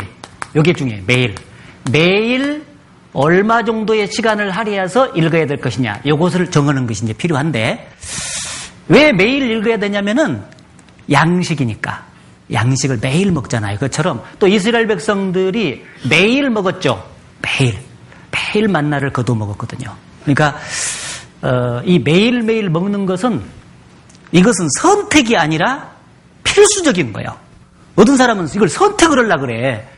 매일 할 거나 이틀에 한 번씩 읽을 거나 아니면 사흘에 한 번씩 읽을 거나 그것은 선택이거든요. 선택이 아니요. 3일에 한 번씩 밥 먹을까? 이런 사람 있어요? 그런 사람 없잖아. 자동적으로 태어나면은요, 매일같이 그것도 3끼 찾아 먹는다니까. 그렇게 이 몸을 위해서는 많이 먹어요. 근데 영혼의 양식을 위해서 선택을 하려고 그래요? 안 된다, 그 말이야. 태어나면서 구원받자마자 주님 앞에 갈 때까지 한 번도 그러지 말고 매일 성경을 읽어야 된다, 그 말이야. 그 읽어서 섭취를 해야 돼. 아셨죠? 선택이 아니에요. 이것은 의무사항이야. 반드시 구원받은 사람. 매일매일 읽어야 되는데 적어도 몇 분 이상을 읽어야 될까? 30분. 지금 써놓고 있죠? 어떤 사람 지금 안 써놔. 빨리 써놔요. 30분 이상은 적어도 읽어야 돼. 아이고, 30분이 분량이 이렇게 너무 많네요. 그런 사람이 있어요. 30분 분량 많아요? 여러분, 밥 먹는데 어떤 사람은 막 10분 내에도 먹지만요. 어떤 사람은 길게 씹으면 1시간도 먹어. 근데 이 육신의 건강을 위해서는요. 적어도 20분 이상은 이제 먹어야 되는데 30분 이상 먹는 게 좋대요. 밥을 잘게 계속 씹으면 건강의 유지 기법이요. 이게 육신의 건강을 위해서 하는 것하고 똑같이 연결시키면 아주 쉬워요, 이게. 30분 이상은 적어도 밥 먹어야 되듯이 30분 이상 성경을 읽어줘야 된다, 그런 얘기예요. 그리고 여러분, 운동할 때도 밥 먹는 것만 그러지 말고 운동할 때도요. 보통 효과가 나려면은 적어도 20분 이상은 해야 운동 효과가 나요. 20분 이상 하루에. 그거 아시죠? 20분간 운동할 때는요. 기본적인 그날 먹었던 것이 이제 태워지고 20분 이상 넘어가면서 이제 지방이 태워지기 시작해. 아셨죠? 운동을 안 해봤나 봐. 가르쳐주는 거예요. 이 몸의 건강을 위해서 운동을 할 때도 적어도 30분 이상은 운동을 해야 효과가 났다, 그 말이에요. 그런데 어떻게 영혼의 양식을 먹는데 30분도 할애를 안 하려고 그냐, 그 말이에요. 나 이 점에 있어서 깝깝해, 정말. 이거는 반드시 오늘 정리해야 돼, 마음속에 딱 결단을 내려야 돼. 매일 읽어야 되고 30분 이상 읽어야 된다. 요거 딱 정리해야 돼. 정리해야 됩니다. 아침에 신문 보는 사람들 있잖아요. 신문. 매일같이 신문 보는 사람들도 이렇게 한 장씩 이렇게 읽다 보면은 얼른 30분이 지나가기도 해. 그렇죠? 텔레비전 앞에서는 또 좋은 연속곡이다, 무엇이다, 막 요즘에 연속곡 좋은 거 뭐예요? 옛날에 나 왕건 봤는데. 요즘에 텔레비전에 뭐 좋은 거 나온다 그러면요. 연속곡 20분짜리 있어요? 30분, 40분 다 넘어. 그렇잖아요. 그거 그냥 그대로 집중력 있게 봐요. 그래가지고 그 다음날 그거 연속곡 내가 그거 못 봤는데 내용이 뭐예요? 그러면은 쫙 이게. 아니 성경 읽고 말씀 읽을 때는 그러는 거예요. 아이고 나는 그거 들어도 다 잊어버려요. 듣고 이쪽으로 이거 들으면 이쪽으로 금방 돌아서 뭐 잊어버려요. 그런 사람이 연속곡이 뭐 있냐 그러면은요. 아무개가 어떻게 갖고 어떻게 나왔는데 어떻게 갖고 어떻게 됐어? 그 이상하지. 왜 성경은 들으면 잊어먹는데 그것은 이렇게 기억이 잘 나는지 몰라? 그게 문제다 그 말이에요. 문제죠. 문제잖아. 그래서 이 세상 우리가 왜 그러냐면요, 구원받기 전에 이 세상에 익숙해져 있어요. 이 육신이란 것은요. 그러니까 세상 것에는 그냥 금방 이렇게 탁 감이 가요. 근데 이 말씀은 항상 생소했잖아요. 그러니까 이것의 접촉력이 좀 늦어요. 그래서 우리는 세상을 거스려 살잖아요. 너희는 이 세대를 본받지 말고 마음을 새롭게 함으로 변화를 받아 하나님의 선하시고 기뻐하시고 온전하신 뜻이 무엇인지 분별하도록 하라. 거스려서 살아야 되니까 문제다 그 말이에요. 그래서 이런 비유를 왜 해드리냐면 육신적인 것도 이렇게 시간을 투자해서 우리가 산다면 영혼의 양식을 위해서는 적어도 30분 이상 매일같이 투자를 해야 된다.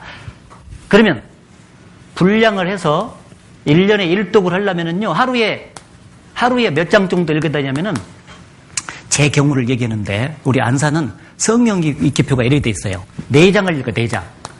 4장을 읽는데, 구약 2장, 신약 2장, 이렇게 읽으면은, 1년에 구약 1번, 신약 3번 읽어집니다. 이렇게 읽으면. 성경 읽기표가 이렇게 돼 있어요. 근데 성경 읽기표는요, 여러 가지가 있어. 뭐 맥체인식 성경 읽기표도 있고, 뭐 존 스토트법 성경 읽기도 있고, 별 성경 읽기들이 많이 있는데, 그거는 자기가 선택하기 나름이야. 그것까지 여기서 무엇으로 읽으세요 하고 얘기를 해주면 안 되겠지. 그건 선택인데, 저는 아무튼 이런 식으로 따라가고 있어요. 우리 또 이제 안산교회 지금 현재 올해 목표가 말씀에 동화되는 생활이거든요.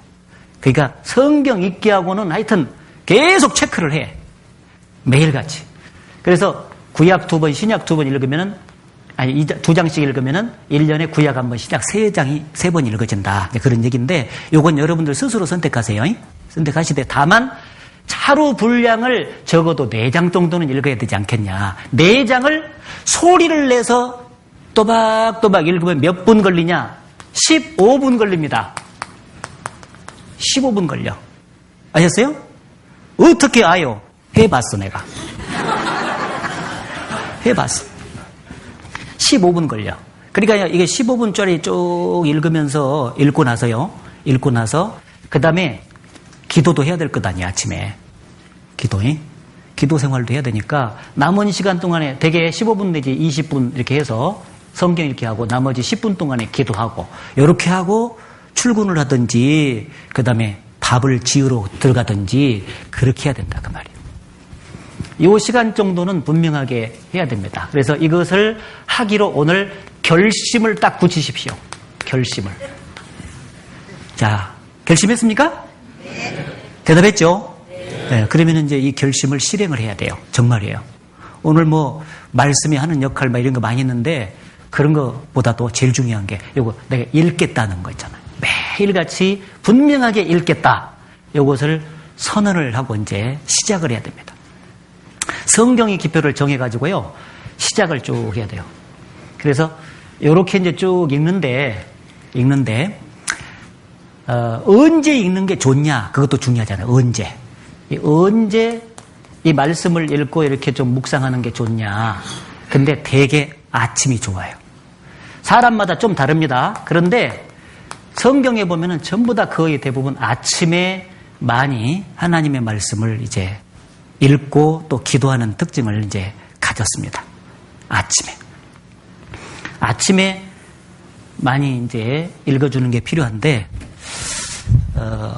성경 찾아보죠. 시편 143편.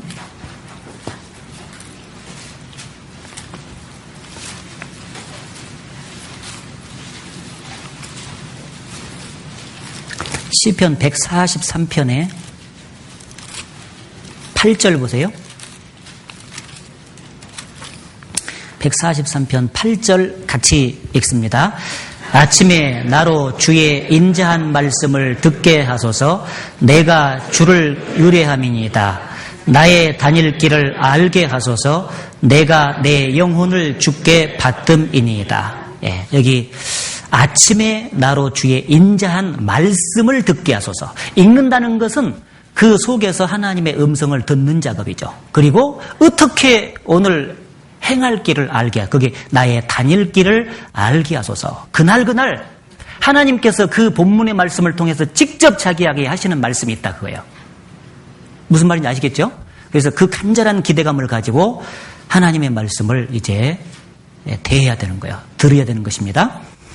이사야 50장을 찾아보죠. 이사야 50장에 가보시면 이사야 50장 4절에 주 여호와께서 학자의 혀를 내게 주사 나로 곤핍한 자를 말로 어떻게 도와줄 줄을 알게 하시고 그 다음에 같이 읽죠. 아침마다 깨우치시되 나의 귀를 깨우치사 학자같이 알아듣게 하시도다. 예, 여기 아침마다 깨우치시대요. 이사야 선지자도 말이요. 아침마다 하나님의 말씀을 대했던 것 같아요. 아침마다. 그래서 아침이 왜 좋냐면은 점심 때는, 낮에 때는요, 굉장히 막 일이 분주하잖아요. 그리고 저녁 때는 에너지가 많이 소비된 채 들어오기 때문에 피곤해요. 근데 아침에 일어나면은 멍한 것만 얼른 가시면은요, 정신이 아주 맑아지죠. 집중력이 생겨요. 그래서 아침에 읽을 때 주의해야 될 것이 기도할 때도 마찬가지고요. 비몽사몽간에 하지 말아요. 아침에 첫 시간을 무조건 드려야 된다는데 일어나자마자 드리는 시간이 첫 시간이 돼가지고 비몽사몽간에 읽으면은 하나도 안 들어와. 그러니까 딱 일어나가지고 체조도 좀 이렇게 하고 있잖아요. 그리고 제일 좋은 게 찬물로 세수하는 게 좋아. 네, 해본 게. 찬물, 정신이 좀 멍할 때가 있거든요. 그럴 때는 찬물로 탁 세수하고 여기만 바르지 말고 여기 뒤에 있잖아요. 여기를 발라줘야 돼. 찬물을 여기로 마사지를 하면요. 잠이 빨리 깨더라고. 해봐요. 그러면 내 말 할 텐게. 그래가지고 딱 깬 다음에 그 다음에 이제 정돈을 딱 하는데 항상 이렇게 이제 읽는 데 있잖아요. 아침에 하는데 장소가 또 중요해. 장소를 딱 정해놔야 돼. 한적한 곳이라고 됐죠. 새벽 오히려 미명에 예수께서 한적한 곳에 나가서 기도하시다. 한적한 곳이라는 것은 방해받지 않는 장소를 말해요. 내가 집중력을 가지고 하나님 말씀에서 뜻을 분별하고 깨닫고 기도하는 데 있어서 방해가 되지 않는 장소면 어디든지 괜찮아. 알았죠? 그런데 그 일정한 장소를 딱 정해놓는 게 중요해요. 거기 가서. 어떤 분은 화장실 가서 앉아서 한다는데 좀 불안하지 않을까? 네. 장소가 하여튼 어디든지 자기가 제일 잘 되는 데가 좋아요. 네. 진짜 화장실도 집중력 생깁니다. 화장실에 들어가서 이렇게 일 볼 때 저도 한번 이렇게 읽어본 적이 있거든요. 근데 밑으로 빠지는지 어쩌는지 그것도 모르겠어. 그냥 집중력이 생겨요. 아침이라서 아침에 그렇게 집중력이 생기는 거예요. 그래서 제가 있잖아요. 아침에 큐티를 이렇게 쭉 이렇게 하면서 메모를 이렇게 해가면서 하는데 제가 계산을 딱 해보면은 아침에 예를 들어서 한 40분 했잖아요. 그러면은 오후에 밥 딱 먹고 한 2시간 분량의 뭘 해올 것을 이때 다 해치워버려. 이게 되는 것 같아. 이때 더 많이 깨달아져. 이때는 식곤증이 나가지고 막 잡념도 생기고 졸음도 와요. 그래가지고 2시간 가는데 금방 갔는데 무엇이 생산된 게 없어. 남은 게 없다니까. 이때는 딱 읽고 쭉 읽고 여러 번 읽고 이렇게 묵상하고 이렇게 딱 정리하면은요 한 서너 가지가 나와 이렇게 정리가 딱 돼. 근데 그것이 안 잊혀지고 오래 가요. 오후에 있는 것은 오래 안 가죠. 잘. 신앙서적 같은 거 읽어야 오후에 읽는데 잘 머릿속에 많이 안 남아. 그래서 요 장소하고 아침 시간을 이렇게 활용해서 꼭 이제 성경 읽기를 해야 된다는 거. 아셨죠? 처음에는 많이 안 깨달아집니다. 근데 쭉 이렇게 읽다 보면은요, 이 성경에 익숙해져야죠. 익숙해지니까 거기서 글이 이렇게 쭉 있으면은요, 글과 글 사이에 주님의 뜻이 나와 이렇게 뜻이 있어요. 이게 뜻이 새겨집니다. 그래서 이제 요 성경 읽기를 하는 것하고 큐티를 하는 것하고는 조금 다를 수 있어요. 큐티를 하면 시간을 조금 더 내야 됩니다. 더 내야 되는데요. 정말 이제 묵상을 하고 만약에 이렇게 할 때는요, 본격적으로 저는 이제 어떻게 했냐면 요 4장을 읽잖아요. 4장 읽고 나서 그 중에 제일 마음속에 그날 감동이 되는 부분이 있어요. 부분이 있으면은 그 장에 가가지고 그 부분을 중심으로 해서 묵상을 하는 거예요. 그 부분만. 왜냐하면 다, 물론 언제 다 할 것이요. 시간이 막 한참 걸리는데. 그죠? 그 부분에 딱 가서 2절 내지 석 절, 아니면 동글뱅이에서 동글뱅이 사이까지 그 본문, 요거를 집중적으로 딱 떼내가지고 이제 묵상을 했는데, 여러 번 반복적으로 먼저 읽어요. 여러 번. 적어도 20분 이상 읽어야 돼. 저게 읽으면 하나님 안에서 이렇게 뜻이 나와요. 이 뜻이 몇 가지가 이렇게 나옵니다. 이렇게. 뜻이 나오잖아요? 그러면 이렇게 소주제가 이렇게 되는 거예요. 그러면은 그 뜻을 읽으면서 이제 무엇인가 생각되냐면, 제일 먼저 나한테 먼저 적용되고 그 다음에 전도가 돼야 돼. 이게 전해줘야 돼. 왜냐하면 나를 통과하지 않는 지식이 이렇게 가버리면 안 되잖아요. 나에게 먼저 접촉이 되고 내 삶의 변화를 유도한 그 말씀이 힘이 있는 거예요. 그러니까요, 내 거 먼저 찾고 그 다음에 그 양식으로 전해주는 것이 제일 바람직한데, 이게 쉬운 일은 아닌데 그래도 이 작업을 좀씩 해서 메모지로 계속 남겨놔요. 그 메모지로 남겨놓은 것이 나중에 어떻게 되냐? 이제 설교를 하려고 할 때 그 내가 메모했던 그것을 이제 보충해가지고 이렇게 해가지고 전해요. 그게 제일 확실하더라고. 그래서 이제 뜻을 쭉 찾고 대지가 나오면 이 중에서 이제 되게 이렇게 많이 한다 그래요. 이렇게 이제 여기서 이제 죄 있잖아요. 자기가 하나님 앞에서 저지른 그 죄를 자백해야 될 것들을 제일 먼저 찾아내야 돼. 쭉 혹시라도 읽으면서 이제 이렇게 뜻을 발견했잖아요. 여기에서 내가 하나님 보시기에 합당치 못한 것, 고치라고 한 부분이 뭔가, 요거를 먼저 찾아내서 혹시라도 있으면 요거 자백해야 돼. 만일 우리가 우리 죄를 자백하면 저는 미쁘시고 우로우사 우리 죄를 사하시며 모든 불의에서 우리를 깨끗하게 하실 것이요. 그런 말씀 있잖아요. 자백해야 돼, 먼저. 자백. 그 다음에 두 번째는 이제 하나님께서 해주시는 약속이 무엇이가 있는가, 그걸 찾아내. 약속. 이렇게 하라. 그리하면 이렇게 할 것이다 하는 약속이 있거든요. 그 약속을 이 중에서 찾아봐요. 약속을 이제 쭉 찾아보고, 세 번째는 이 부분 중에서 내가 어떤 것을 따라가야 될 것인가, 모범적인 거 있어. 모범적인 거. 이렇게 이 삶 속에서 이렇게 가면은 이 길이 합당한 길이다 하는 모범이 있어요. 그걸 찾아내야 돼. 그리고 네 번째는 피해야 될 것이 뭔가, 이게 나와요. 이것은 내가 진 죄고, 요거는 피해야 될 것, 요건 따라야 될 모범, 이것은 피해야 될 것들. 요거 네 가지로 정리를 해가지고요, 쭉 정리를 한번 해보는 거예요, 이렇게. 그러면 이제 내 생활 속에 조금씩 이렇게 적용이 되어지는 특징이 생겨요. 그러니까 이 성경이 그냥 이렇게 들을 때는 이제 그냥 이해하고 끝냈던 것이요. 요렇게 읽고 조금씩 정리를, 자기가 이제 일기 쓰듯이 조금씩 정리를 하기 시작하면은 어떤 특징이 생기냐. 자기한테 조금씩 적용이 되기 시작했죠. 적용. 구체적으로 생활이 변화가 되는 현상들이 나타난다, 그 말이에요. 그래서 이 성경을 읽고 묵상해서 이렇게 적용하는 것이 아주 중요한 겁니다. 요거. 그래서 요거를 한목에 제가 말씀을 드렸고, 그리고 읽기 다음에 아까 듣기라겠죠. 듣기인데, 이 듣기는 오늘 여러분이 결정해야 될 것이 또 있는데 뭐냐면은 수요일하고 주일을 다 나와야 돼요.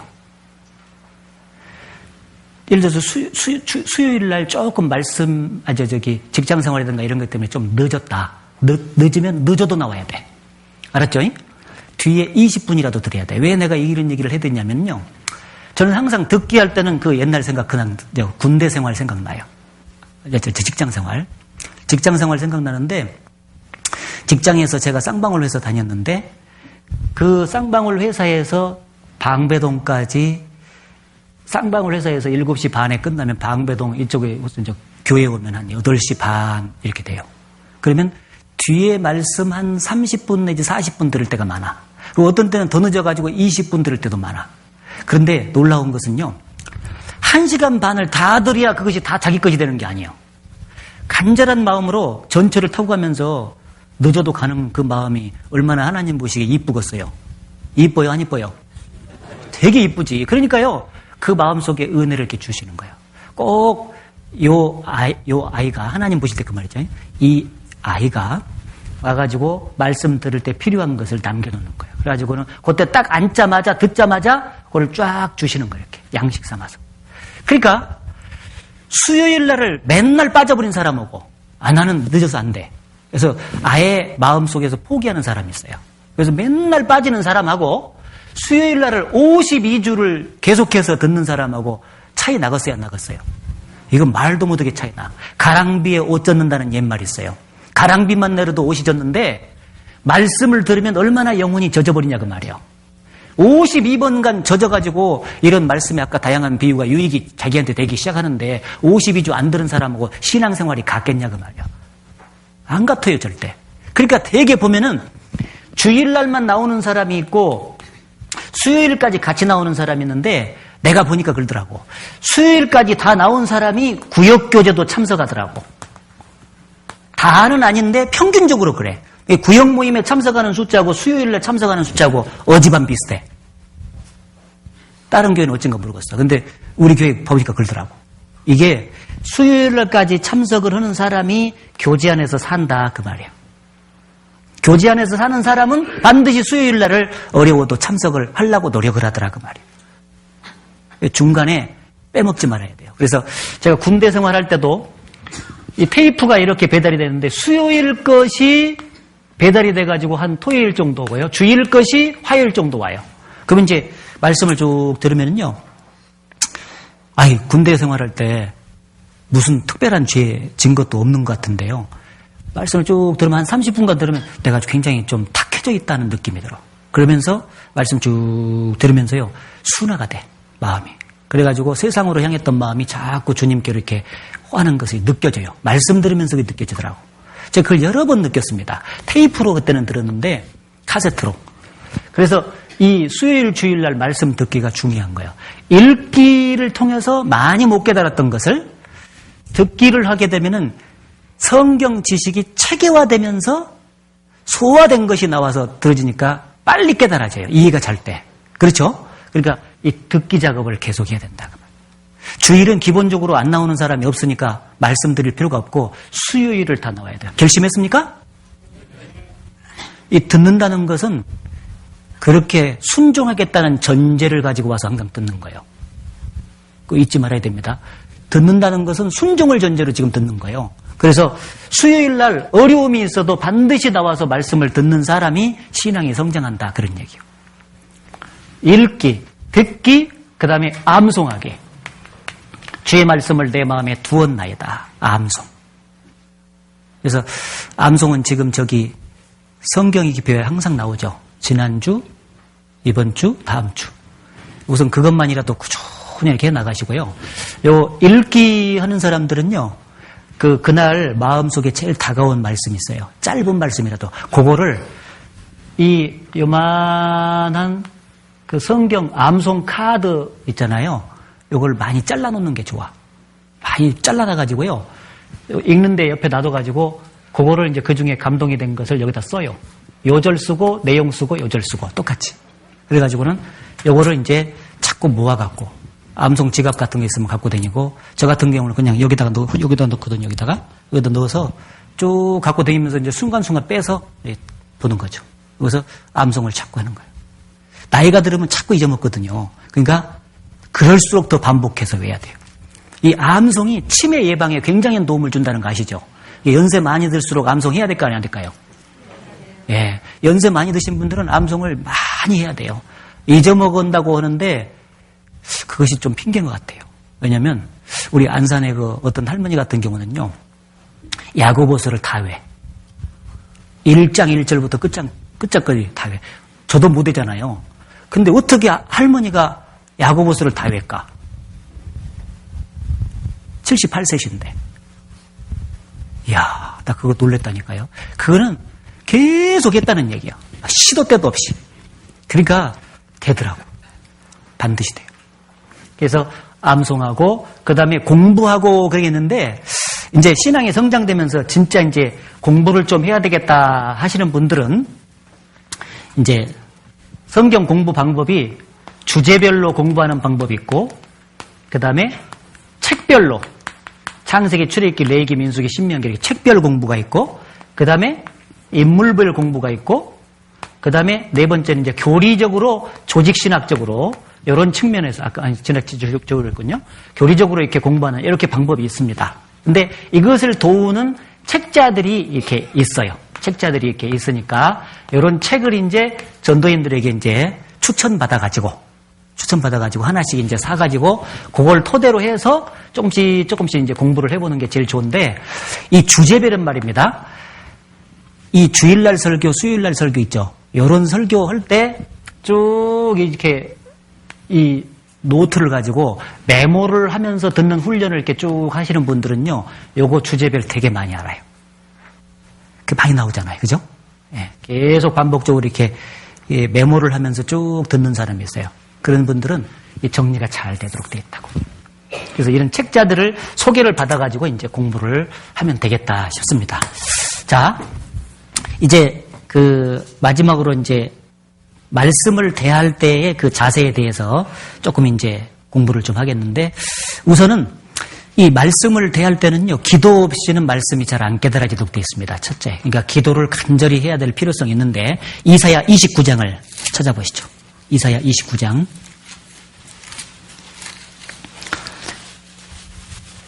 이사야 29장 11절부터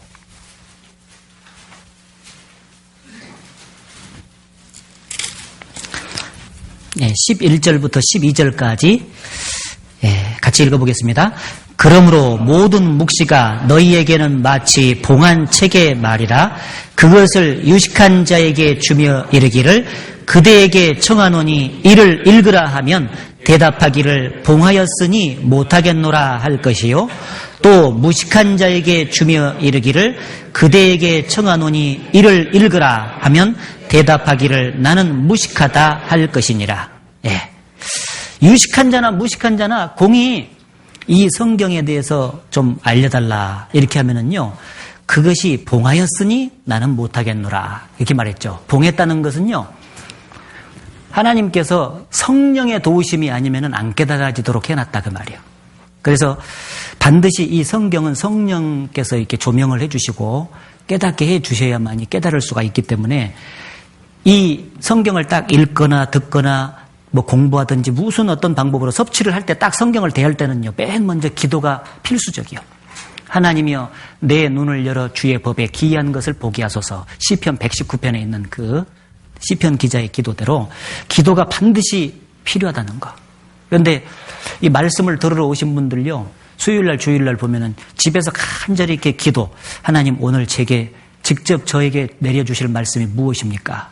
그 말씀을 오늘 제게 주소서 하고 간절히 기도하고 오는 사람이 있는가 하면은, 아 오늘 그냥 듣는 날이요 하니까 무조건 와서 그냥 앉아있는 사람도 있어요. 근데 간절히 기도하고 오는 게 필요하죠. 그러죠? 습관을 그렇게 들이시기 바랍니다. 그리고 또 하나 이제 말씀을 대할 때 간절히 사모하는 마음으로 이렇게 말씀을 배워야 된다. 이제 그런 뜻인데, 시편 119편 앞으로 가보시죠. 시편 119편 131절. 시편 119편 131절에 보시면, 거기 같이 읽어봅시다. 내가 주의 계명을 사모함으로 입을 열고 헐떡였나이다. 예, 성경에 보면 목마른 사슴이 시냇물을 찾는 것 같이 갈급한 상태에서 하나님의 말씀을 대하라 그렇게 돼 있는데, 목마른 사슴이 시냇물을 찾는 모습을 우리가 좀 본 적이 없잖아요. 근데 개가 헐떡이는 것은 많이 봤죠. 네. 그런 모습 있잖아요. 개가 막 이 혓바닥 내밀고 헐떡이는 그 물을 찾는 그 간절한 마음 있잖아요. 그 모습으로 우리가 성경 말씀을 이제 대해야 된다 이렇게 되어 있고, 또 한 가지 아주 중요한 말씀을 드려야 되겠는데, 사도행전 10장을 찾아보시죠. 사도행전 10장.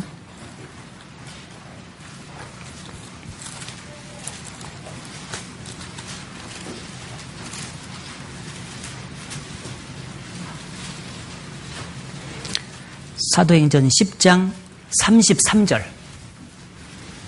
사도행전 10장 33절에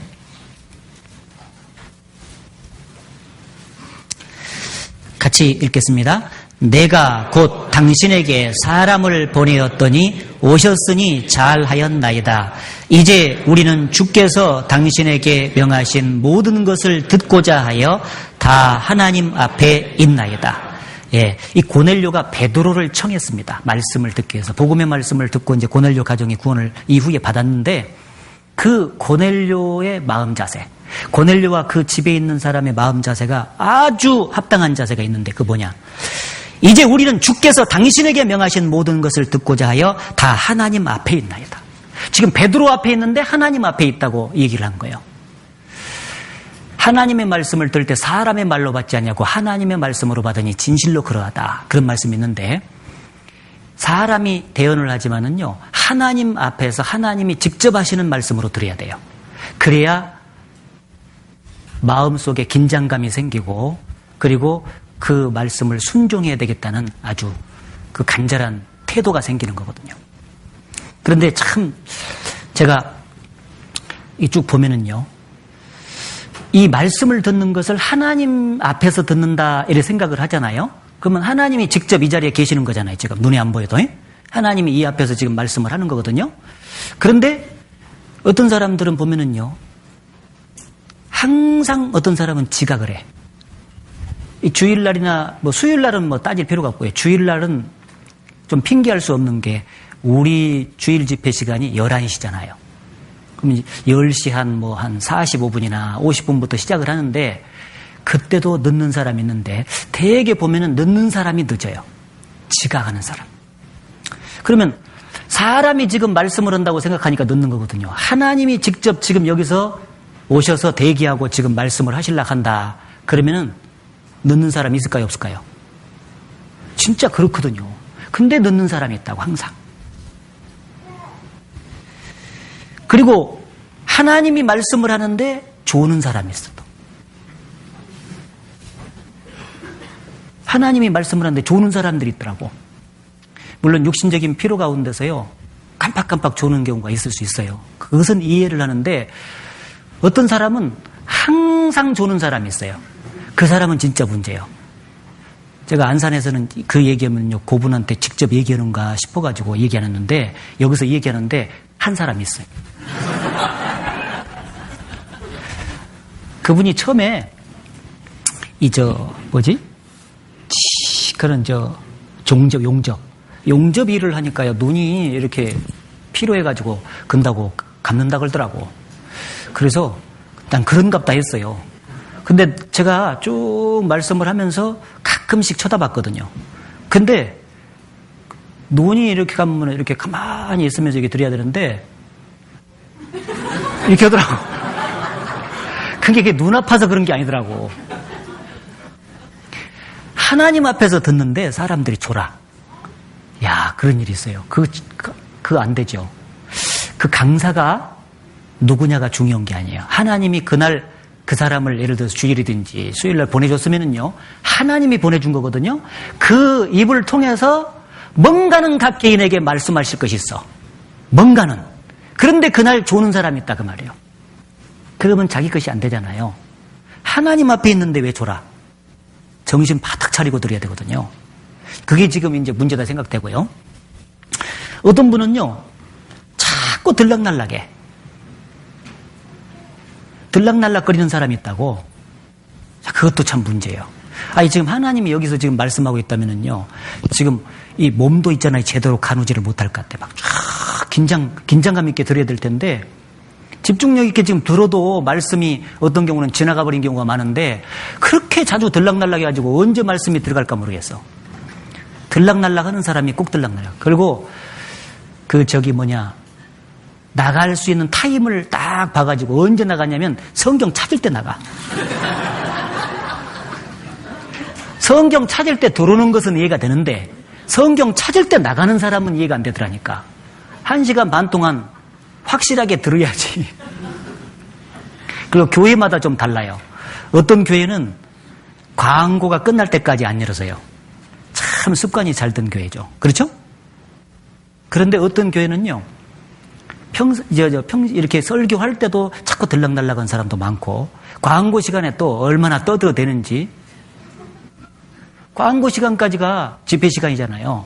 그까지 확실하게 들어야 교회 중심적으로 나가는 하나님의 뜻을 아는데 광고 시간에 왜 떠드냐 그 말이에요. 옆에. 그리고 어떤 사람은요. 전도 집회 때만 그런 게 아니고 전도 집회 때도 이 사람 들으잖아요. 그러면은 옆에 인도해서 데려온 사람이 있으면은요.